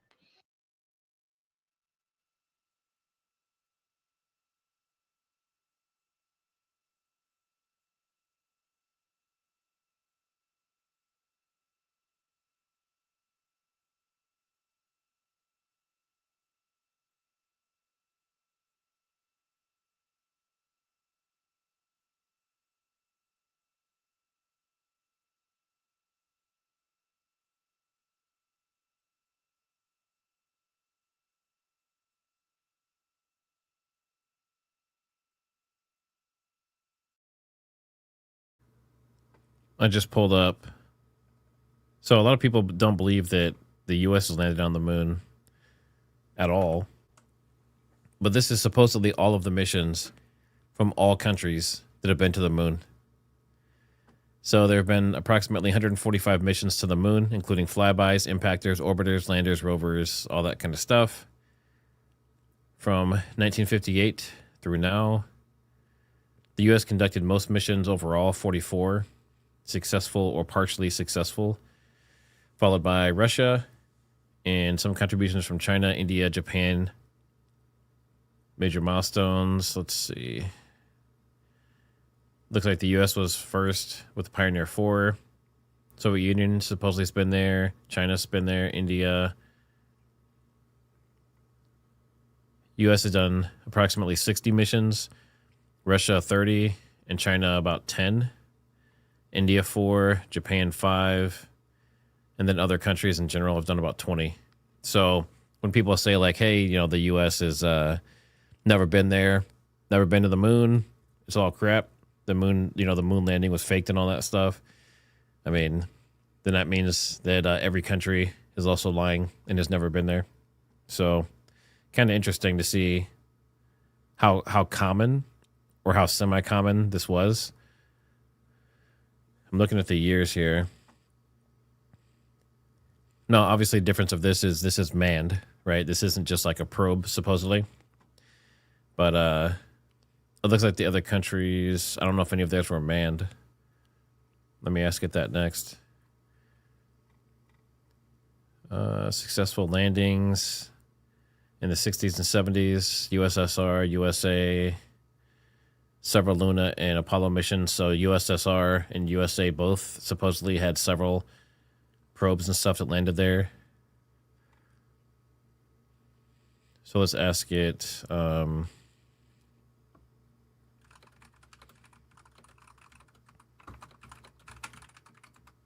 many manned missions per country?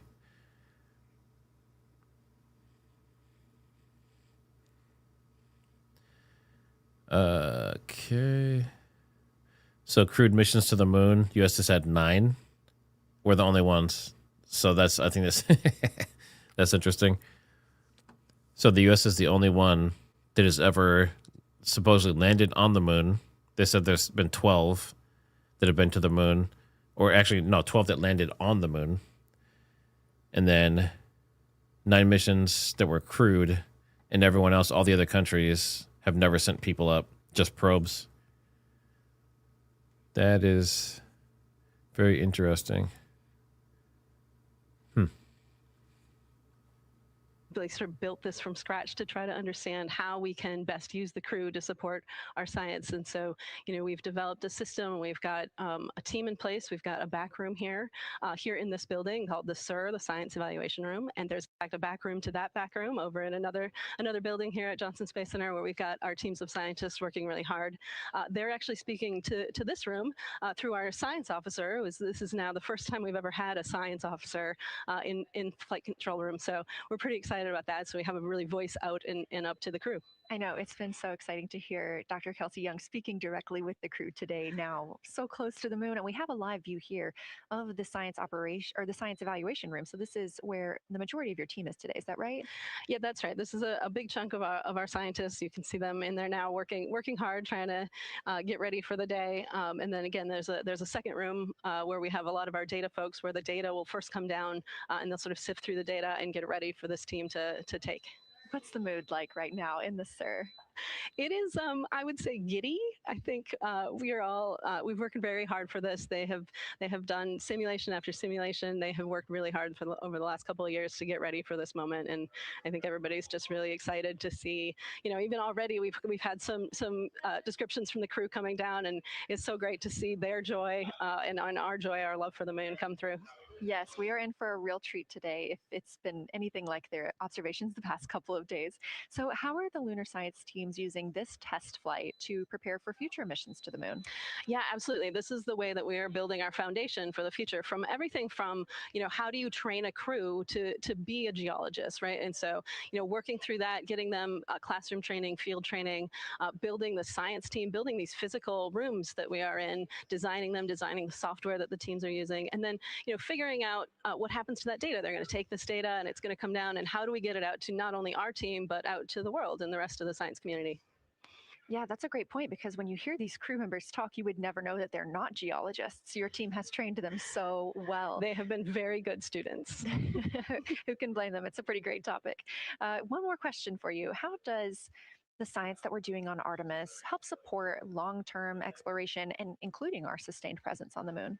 Yeah, you know what? We have a saying in the Science Mission Directorate that science enables exploration and exploration enables science, right? So you need the scientists, because we are the ones who are the experts in, landing site and doing analysis of landing site and making sure we can find a good place to land, to understanding the properties of the soil so we can, design our systems to manage that, understanding the radiation environment, keeping our astronauts safe, all of these things, right? But, in return, you provide us with opportunities where I would love to see Putin and Xi Jinping and leaders of other countries watching this right now and their reaction, and if they think it's real or not.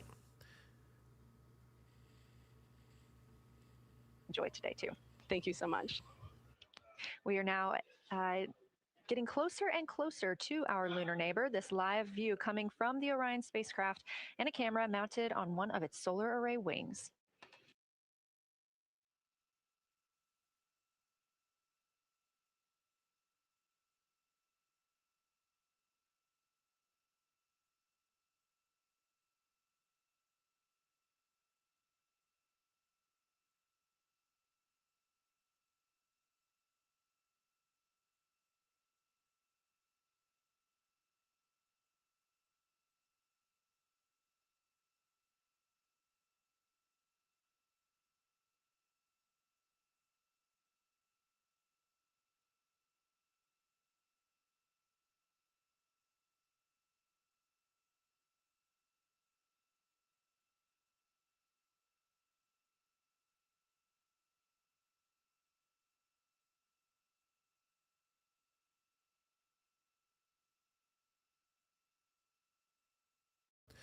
Yeah, like Nina said, the reason they won't have any communication when they supposedly go behind the moon is because it uses line of sight electromagnetic like pulses for the communication, and that's what they use for radio.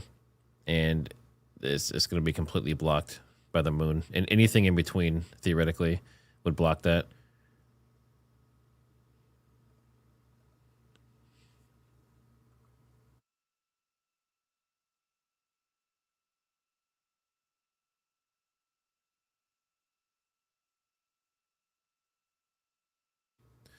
Apocalypse Now, thanks for becoming a channel supporter.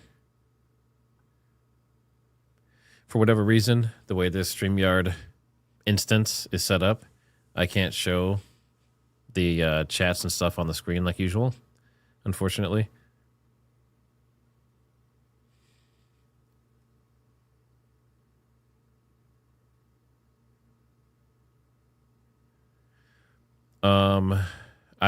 So let's see, it's 50 Spence. I would say you said, well, we still have camera feed. That's a good question. I would assume it would be completely 100% out. So no audio, no video, none of that. Obviously, they'll say that they can, they'll still be able to record and stuff on the ship. They'll be able to continue recording on the ship itself. So they'll have that footage later, or they should. But I would assume that audio, communications, radio, video, any feeds will be completely blacked out. For the long lens on the D5, we will have individual cards. Victor's 1008, Jeremy 1019, Reed 1012, myself 1015. For the Z9, we will have one card that is dedicated for today, serial number 1007. For the cabin camera D5, we will have one dedicated card for today, serial number 1022.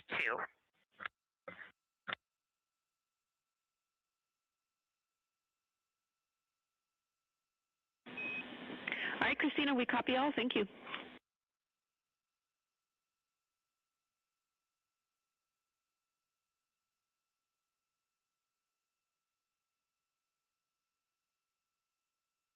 We just realized that we have Earth out window 1 and Moon out window 2. And Earth out window 4 and Moon out window 3. And it gives you the best idea of scale we have had yet. The Moon is about 3 to 4 times the size of the Earth, and it is almost full, and the Earth is just a small crescent out there.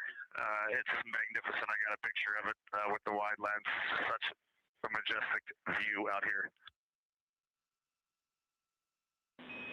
Amaze, amaze, amaze. Thank you, Reed.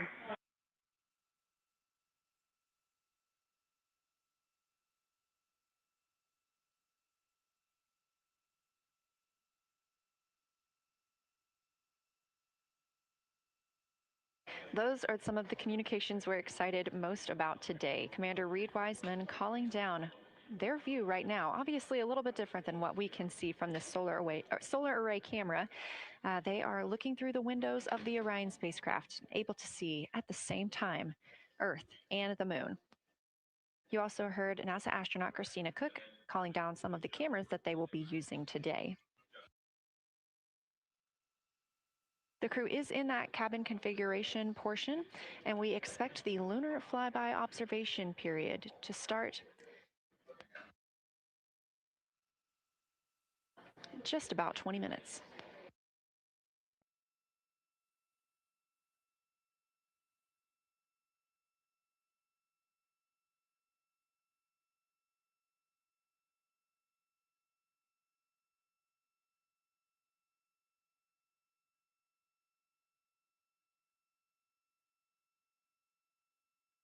Checking in on Orion's distance and speed, they are currently traveling 1,071 miles per hour, 249,159 miles away from Earth, 11,293 miles away from the Moon, and continuing to grow closer.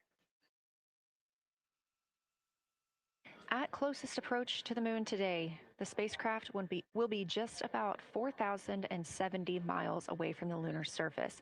This will be during our loss of signal with the crew as they travel behind the moon, and we will await their return to get the official number for you for how close they come to our lunar neighbor.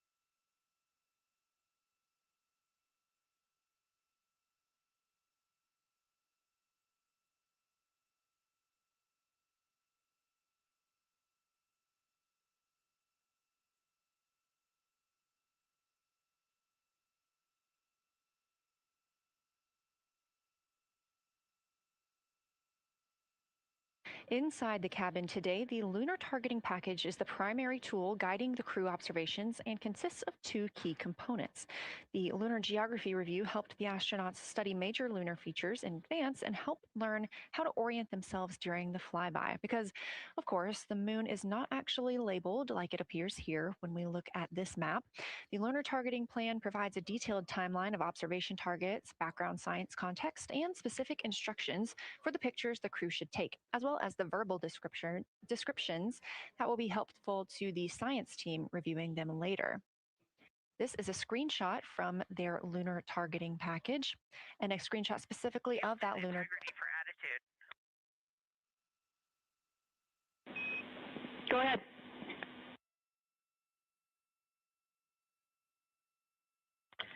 Hey, Jenny. Understanding we are in final attitude now for the lunar flyby, would it be possible to pitch the vehicle down 5 degrees? That would allow us to get the D5 long lens flush and have the least amount of window distortion. We're checking. That call from Christina Cook, NASA astronaut and mission specialist on Artemis II. Copy. The Orion spacecraft is positioned in a specific attitude to allow the crew to best see the moon outside of their windows today for this imaging opportunity. That call was a request for a potential attitude shift just slightly, another 5 degrees, to give them a better view and to give them a better opportunity to use their long lens camera. They'll also be using that lunar targeting package we were discussing. I am following along with that real time, so I'll be able to share with you exactly what targets the crew is looking at and when. They also trained with a lunar science passport. It's a little reference guide used on Earth to reinforce recognition of key lunar features. It is not on the flight, but it was a significant study tool for the crew to get them ready for launch. The apparent size of the moon will change throughout the flyby, and it'll appear roughly like a basketball held at arm's length at the crew's closest approach. That reinforces the need for careful planning and practiced observation techniques.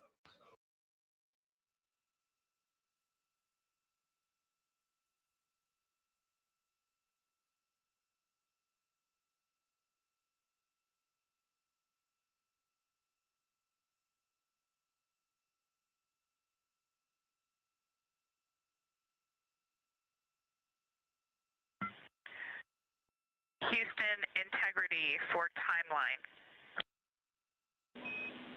Go ahead.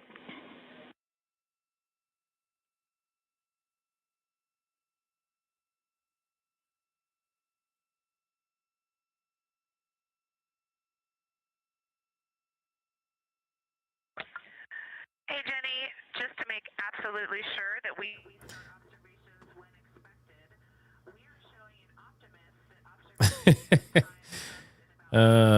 I love how she's talking. Hey, Jenny.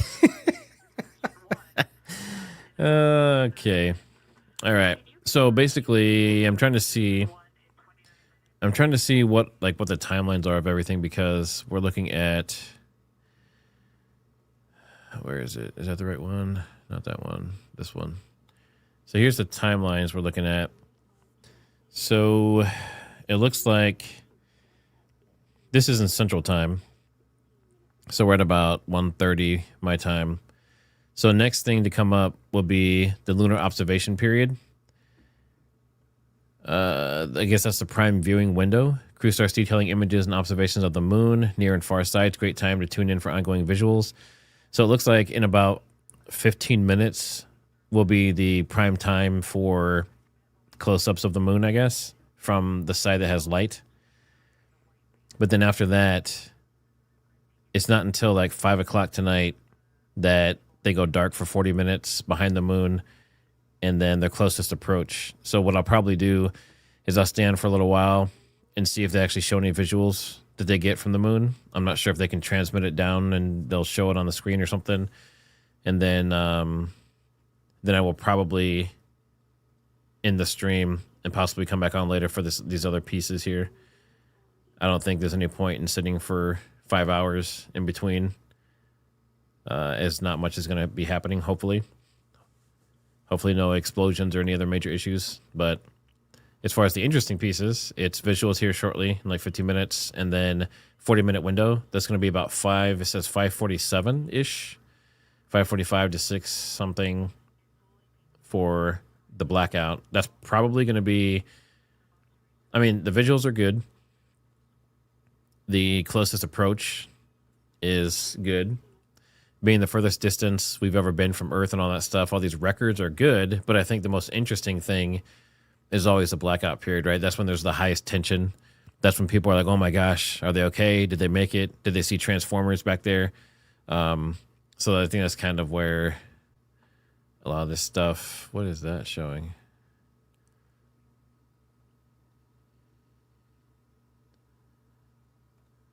Give me 1 second here.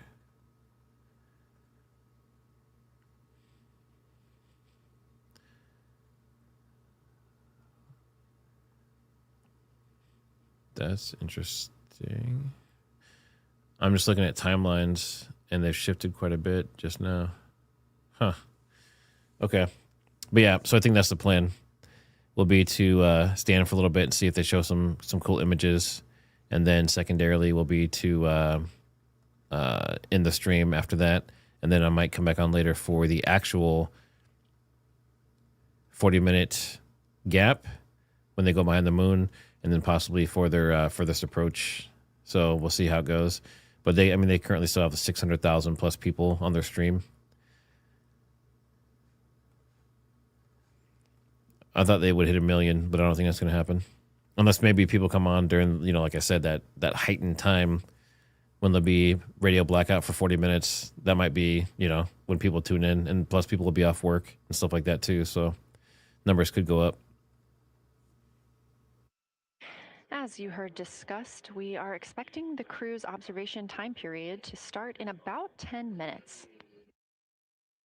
First, they'll be conducting a warm-up, warming up to their science observations of the moon. They'll be discussing with each other, helping each other orient using the major landmarks that they've studied, asking what is familiar. If we roll left, port 5 degrees, that would get the moon closer to the left side of window 2.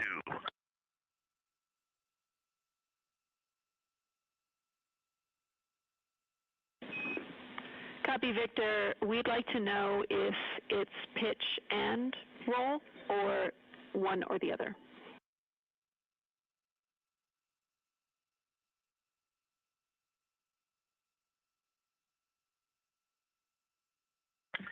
Jenny, we actually thought you already put the pitch in.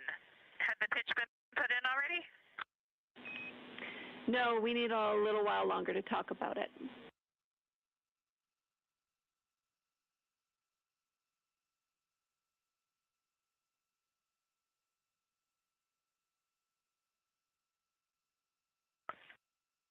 So, Jenny, I guess what's happening is just as our orbit's changing, where it is in the window is changing. So maybe these fancy little adjustments aren't worth it. It's going to continue to move in the window.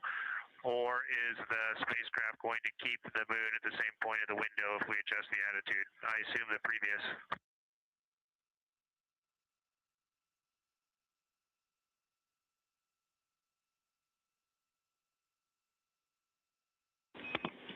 Right now, we are pointing the center of the window to the center of the moon with 2 degrees of deadband.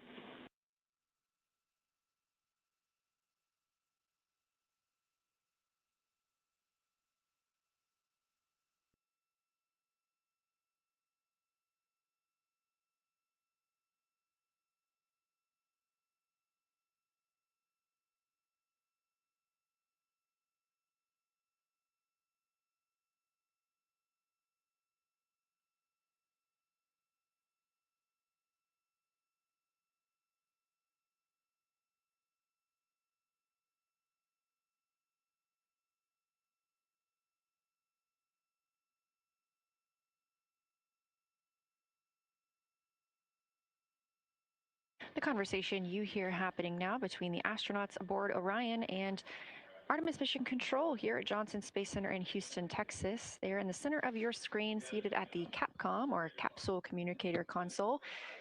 That's Jenny Gibbons, Canadian Space Agency astronaut and Artemis II backup.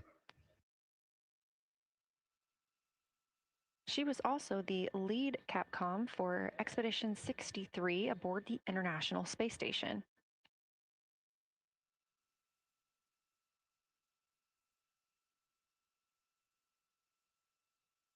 The crew is requesting some attitude changes to the spacecraft to allow them to better image the moon, our priority for today.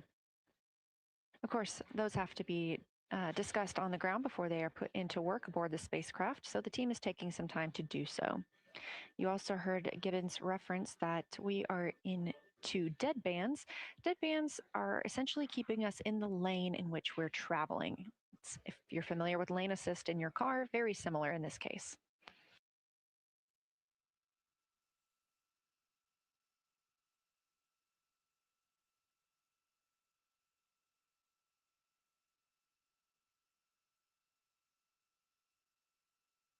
We are now 10,870 miles away from the moon, traveling 1,066 miles per hour and 249,390 miles away from Earth. Again, we recently surpassed the Apollo 13 distance record of farthest humans have ever traveled. And upon calling down some words during that milestone, Canadian Space Agency astronaut Jeremy Hansen noting that he hopes that this record that they are setting today is soon broken by future explorers.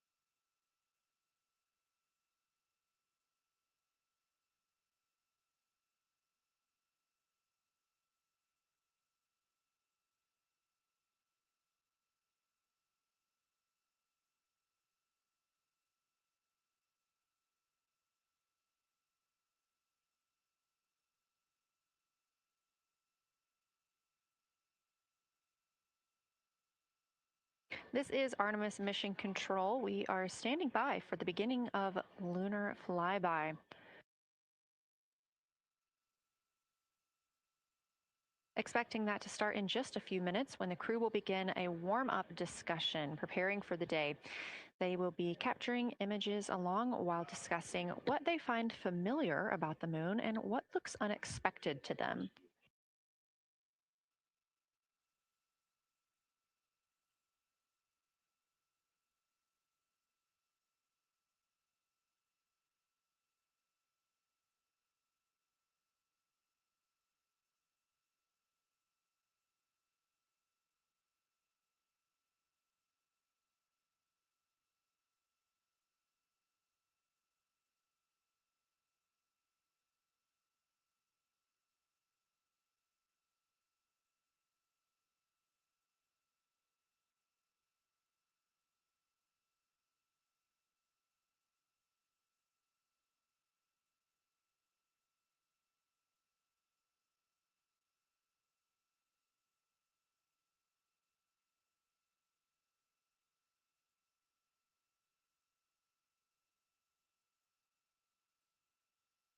Again, just minutes away from the official start of lunar flyby, or when it is timelined for the crew.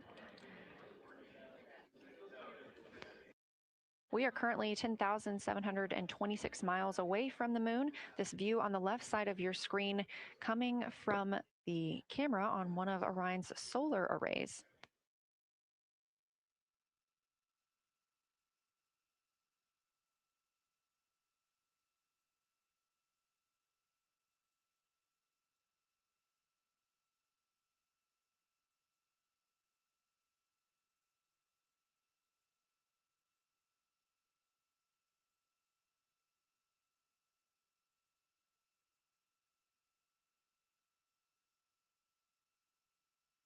Other conversation points while the crew are getting ready for their flyby today.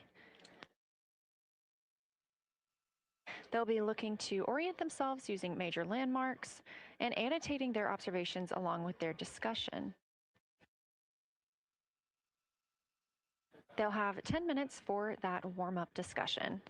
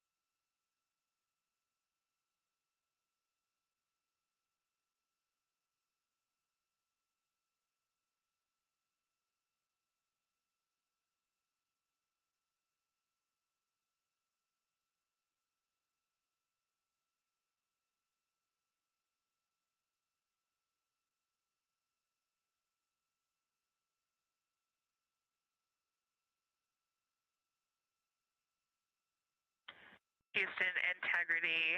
We have two folks at the window deep in discussion talking about all of the awesome features that they're seeing.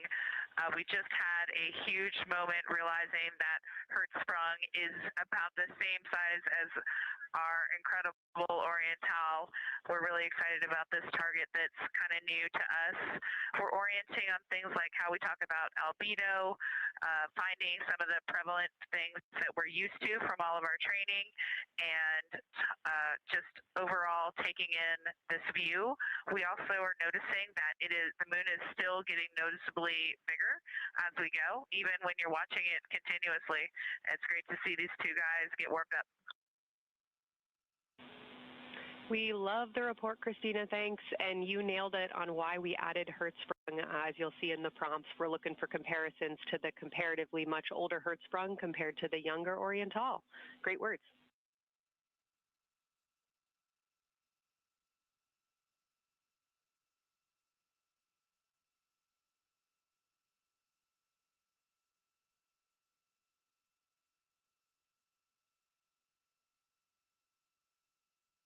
This is Artemis Mission Control. That was the voice of Dr. Kelsey Young speaking with the astronauts aboard Orion as they begin their observation period and lunar flyby. NASA astronaut Christina Cook reporting their view of Hertzsprung Basin. The team here is looking for centered images of the basin at a full zoom, and they're hoping that the astronauts can image and describe the inner and outer rings. This is considered a degraded basin with a floor, rings, and ejecta compared to a younger Oriental basin.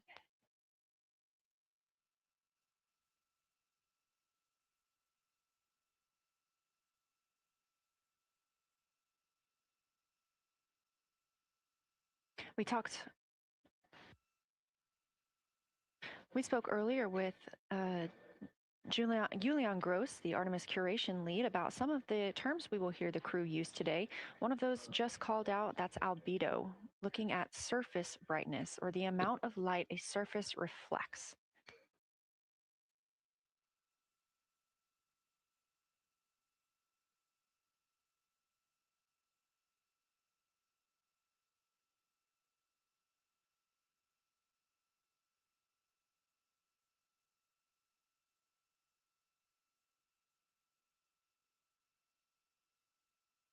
A few more terms that we hope to hear today during the crew's sit reps or situation reports include embaying. This refers to one feature that surrounds another. That usually is a higher relief feature. Houston Integrity, one report from the crew at the windows. We can actually see the moon and Earth at the same time right now. It's interesting because the Earth looks way brighter, so the Earth itself seems to have a much higher albedo than the moon. We think this is independent of our eyes focusing because, of course, the Earth is much smaller than the moon in our view. So you could think that your eyes focus for the darker sky, and that it means that it only has apparent brightness more than the moon. But since we're seeing both in the same view, we do think that this can be inferred as the Earth as a whole has a higher albedo.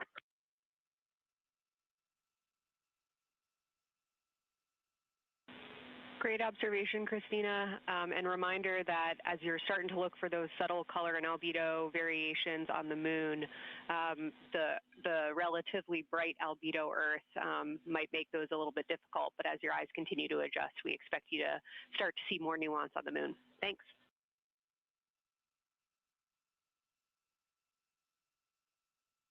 Great call. Thanks for the reminder.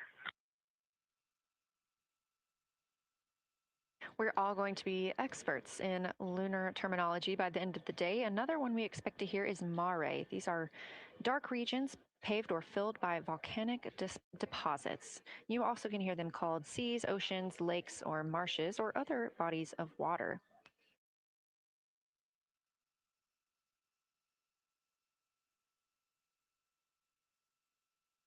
Again, we are live in Artemis Mission Control, but on the right side of your screen, that is the Science Evaluation Room, team members who have been preparing for this day for years.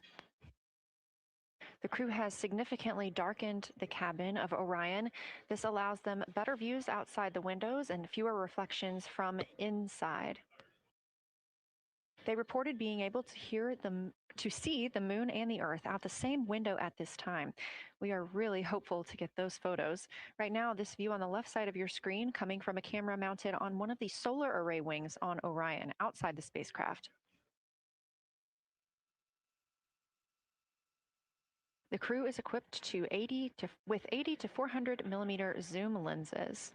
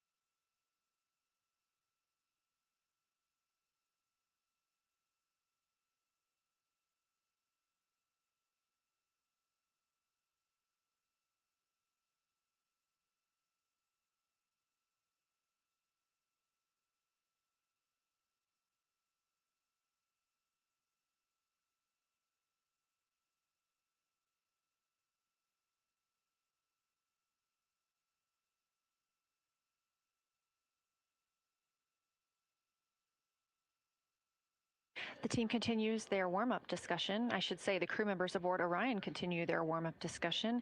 However, they are about to be prompted to move on to discussion number 2, which is near side and far side.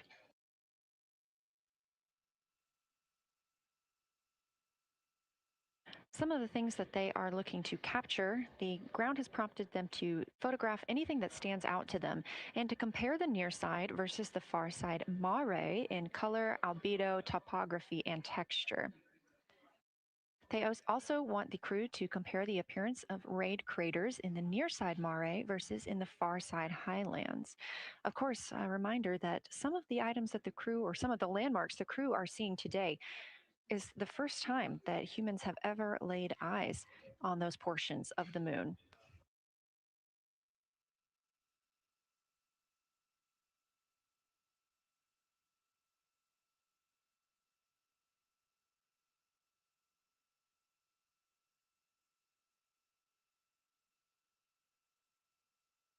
In the targeting package, there are a few reminders of the crew. For the crew, there are time-sensitive observation reminders and science sit rep reminders. Integrity. We have a sit rep. The targets that are being discussed right now, it's the far side, near side comparison, and hearing some great discussion of browns and greens in the Aristarchus Plateau and how those disappear as you go toward the North Pole, and then over to the far side, you lose the color. You've got Jeremy in window 2, Reed in window 1, having a great discussion. Christina's under window, I'm sorry, Reed is in window 3. Christina's under window 1, documenting the discussion. And we've got the lights completely off in the cabin. There are some LEDs that we cannot put out that do provide some light scatter. But we have all of the internal lights off. And are letting our eyes adjust as best we can.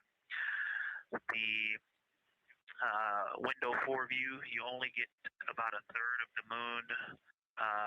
Tycho is going to go over the horizon soon, and you can see Aristarchus, and then you start to lose the view as you go to the west in Oceanus and Procellarum. So far, the team is on the plan, and the long lens is being put to good use, and recordings are being made, and internal documentation of the configuration and the observations is ongoing. Science, do you have any questions for us at this time? Integrity Science, Victor, very glad that you provided the first formal science sit rep, as these were indeed your idea. One follow-up question, any relationship between those browns and greens you described? Do you see them blending into one another, and do you see any topography associated with either color?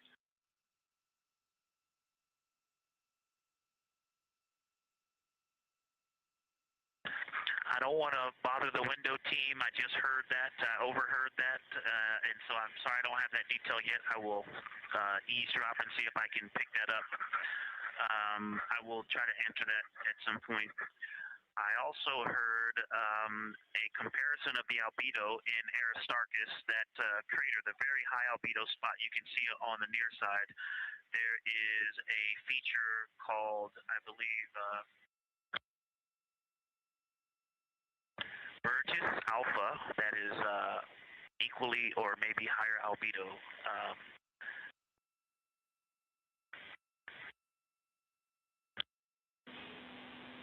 I apologize for the gaps. I'm trying to listen and talk at the same time, but I will try to get some more information to correlate those colors from Aristarchus for you. Understood, Victor, and good call to not bug the window team. Really like the brightness comparisons to Burgess A. Really helpful for the science team. Keep them coming. Thanks.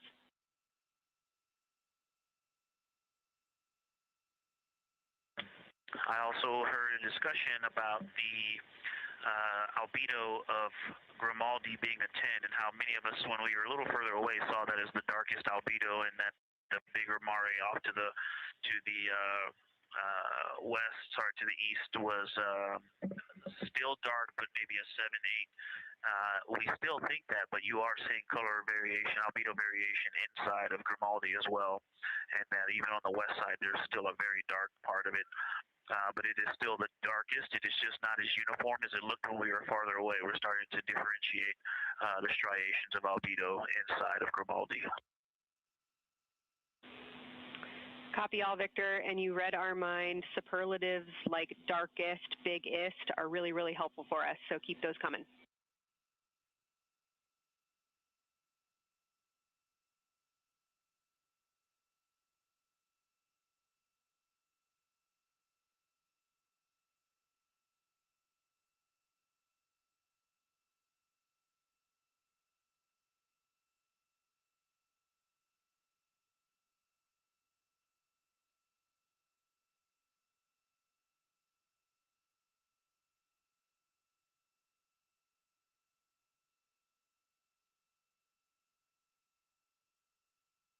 As we were just mentioning, the crew is slated to perform these science sit reps. They are prompted to do so by an icon in their lunar targeting plan. That one coming down from NASA astronaut and pilot of Artemis II, Victor Glover.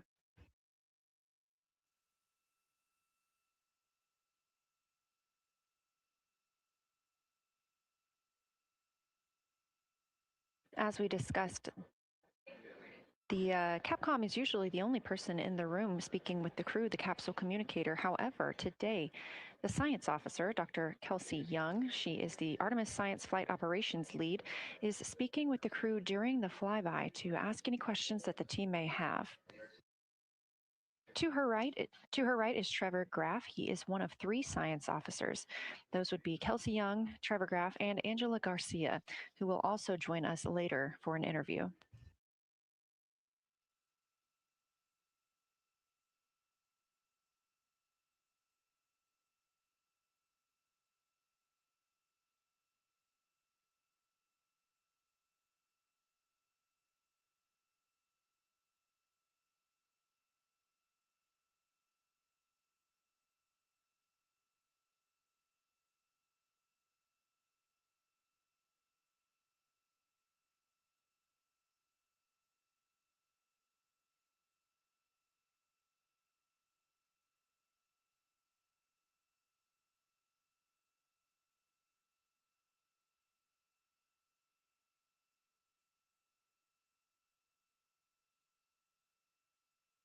And Houston Integrity was able to, Science Integrity was able to get a view out of window 1, which is a beautiful view. I can see the entire moon that they're looking at.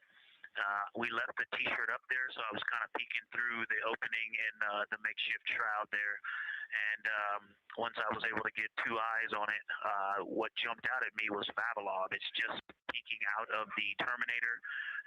It's clear of the Terminator now, but it just really jumps out because it's still got the low light the low sun angle. And so where the, Vavilov has that impact over the top of another crater, where the two craters intersect on the eastern edge. So on the side closest to Oriental, where the two crater rings intersect, the shadow there is the highest peak in the interior of Vavilov, and so you can see that terrain is there's some real variation in the terrain there. That there's a nice peak where those peaks intersect. Where those rings intersect, and we'll get a picture of that. Love the description, Victor, especially the comparison and relationships you just described about topography. And if it's easier for your observations, do feel free to remove the T-shirt shroud from window 1.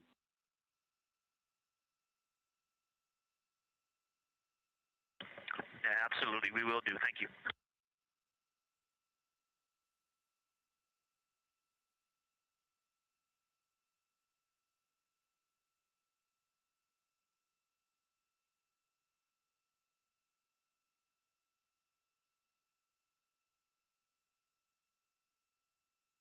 Those calls coming from NASA astronaut Victor Glover. As we discussed, the crew is working in pairs at the windows.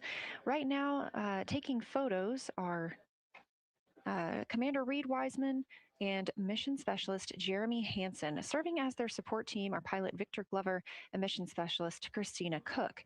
You're hearing those calls from Victor Glover as he is on that support team, and he is tasked with providing the science sit reps, while the two crew photographing and making annotations of the moon are in Windows 2 and 3. Windows 1 and 4 are available for the support crew to fly up to, obviously look at the moon themselves, and provide these science situational reports. The view on your screen is part of the lunar targeting package, and it's something that the crew can reference as they are flying by, but this is an animation.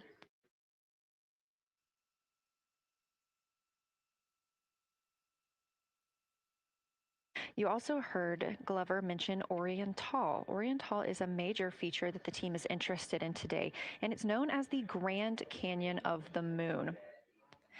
Until this mission, the Oriental Basin had never been seen in sunlight by human eyes. Oriental Basin and its surrounding ejecta could fit within a straight line distance from NASA's Johnson Space Center, where we are at today, to Kennedy Space Center.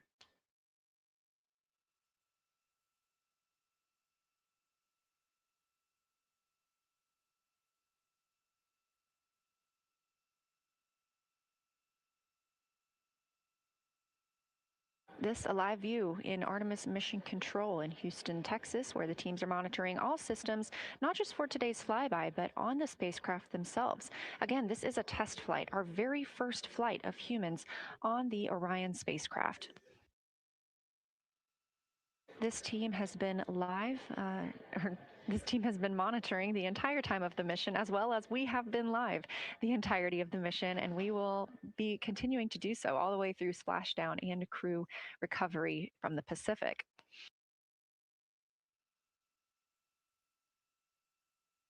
This is a visualization from ARROW, the Artemis real-time orbit website that you can also access at any time by visiting nasa.gov/track-Artemis, showing us that we are now under 10,000 miles from the moon, 9,948 to be specific, and continuing to count down.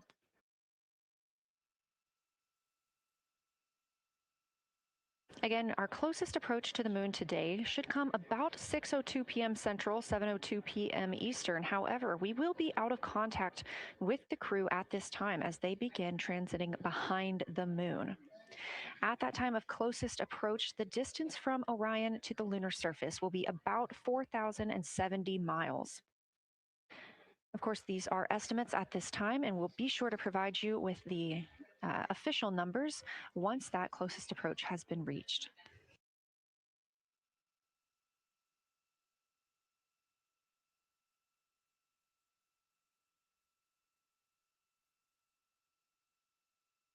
This shot live inside the Orion spacecraft, where our 4 crew members are continuing with their lunar flyby activities. They have just begun those activities really about 20 minutes ago, so we've got several hours of moon view opportunities. This is still a live view inside that capsule. However, you can see just how dark they have turned down the lights. Actually, they've turned them all the way off. There are a few LEDs that they cannot power off, but turning down these lights gives them better views outside of the spacecraft's windows while they photograph the moon. This also prevents any reflections from inside the spacecraft bouncing up on the windows and interfering with their photography.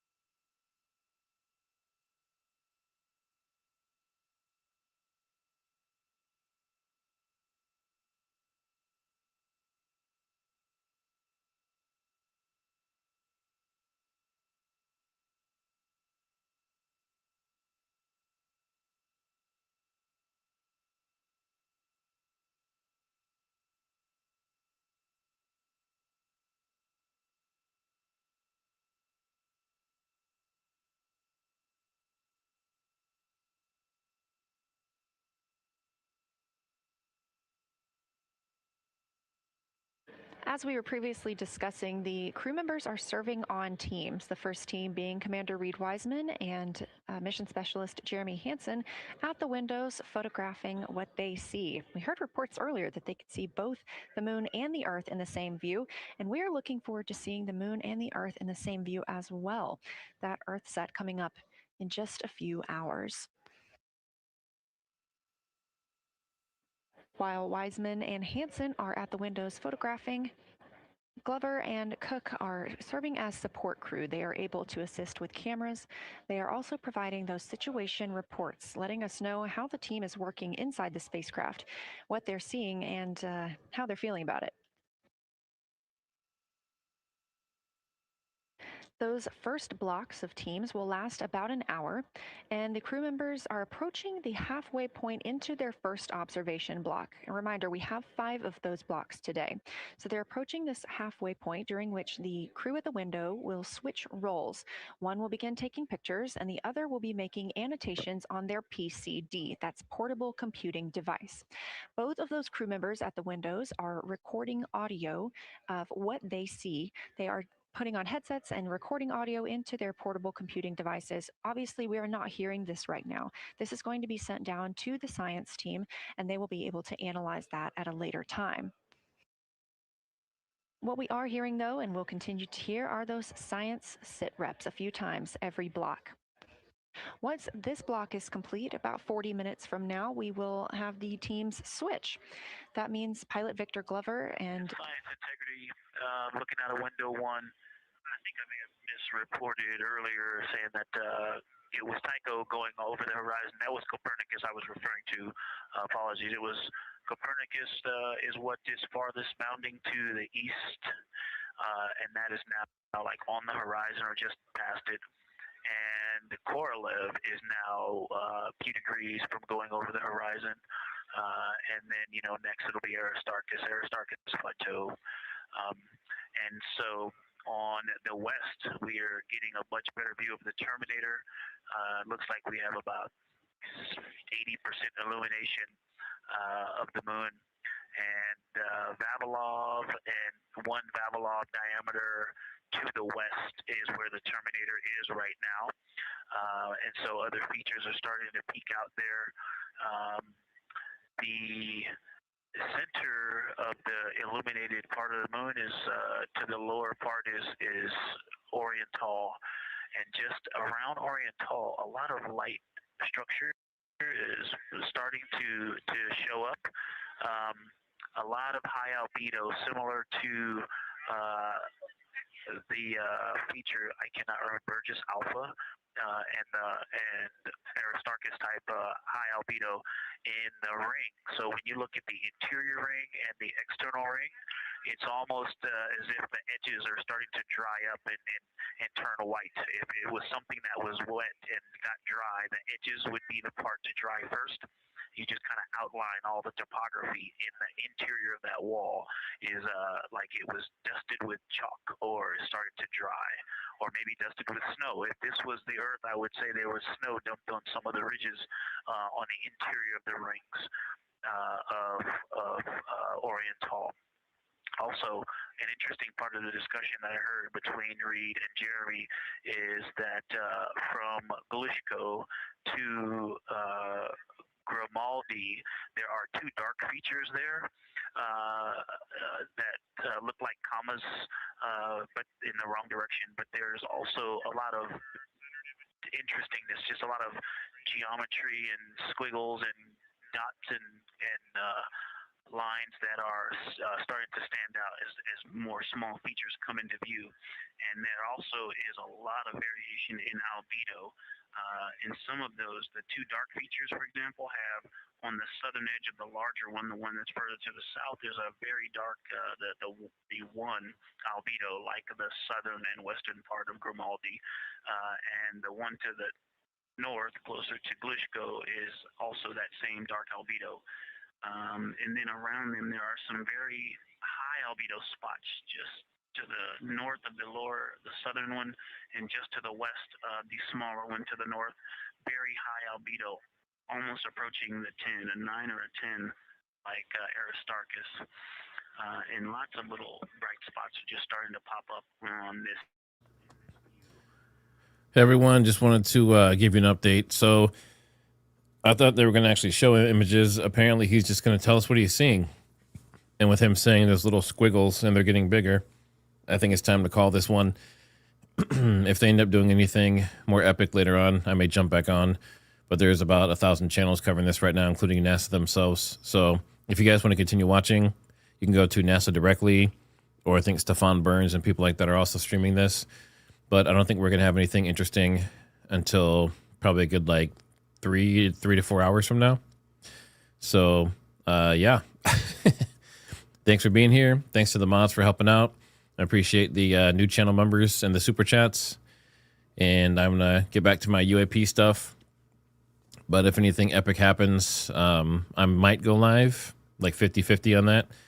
But it does seem that everything they're showing right now is just kind of still images and stuff they could just throw together. So unless we see something crazy happen later on, I'm still kind of iffy on this, whether it's real or not. But yeah, again, I appreciate you guys watching, and I will see you on the next one.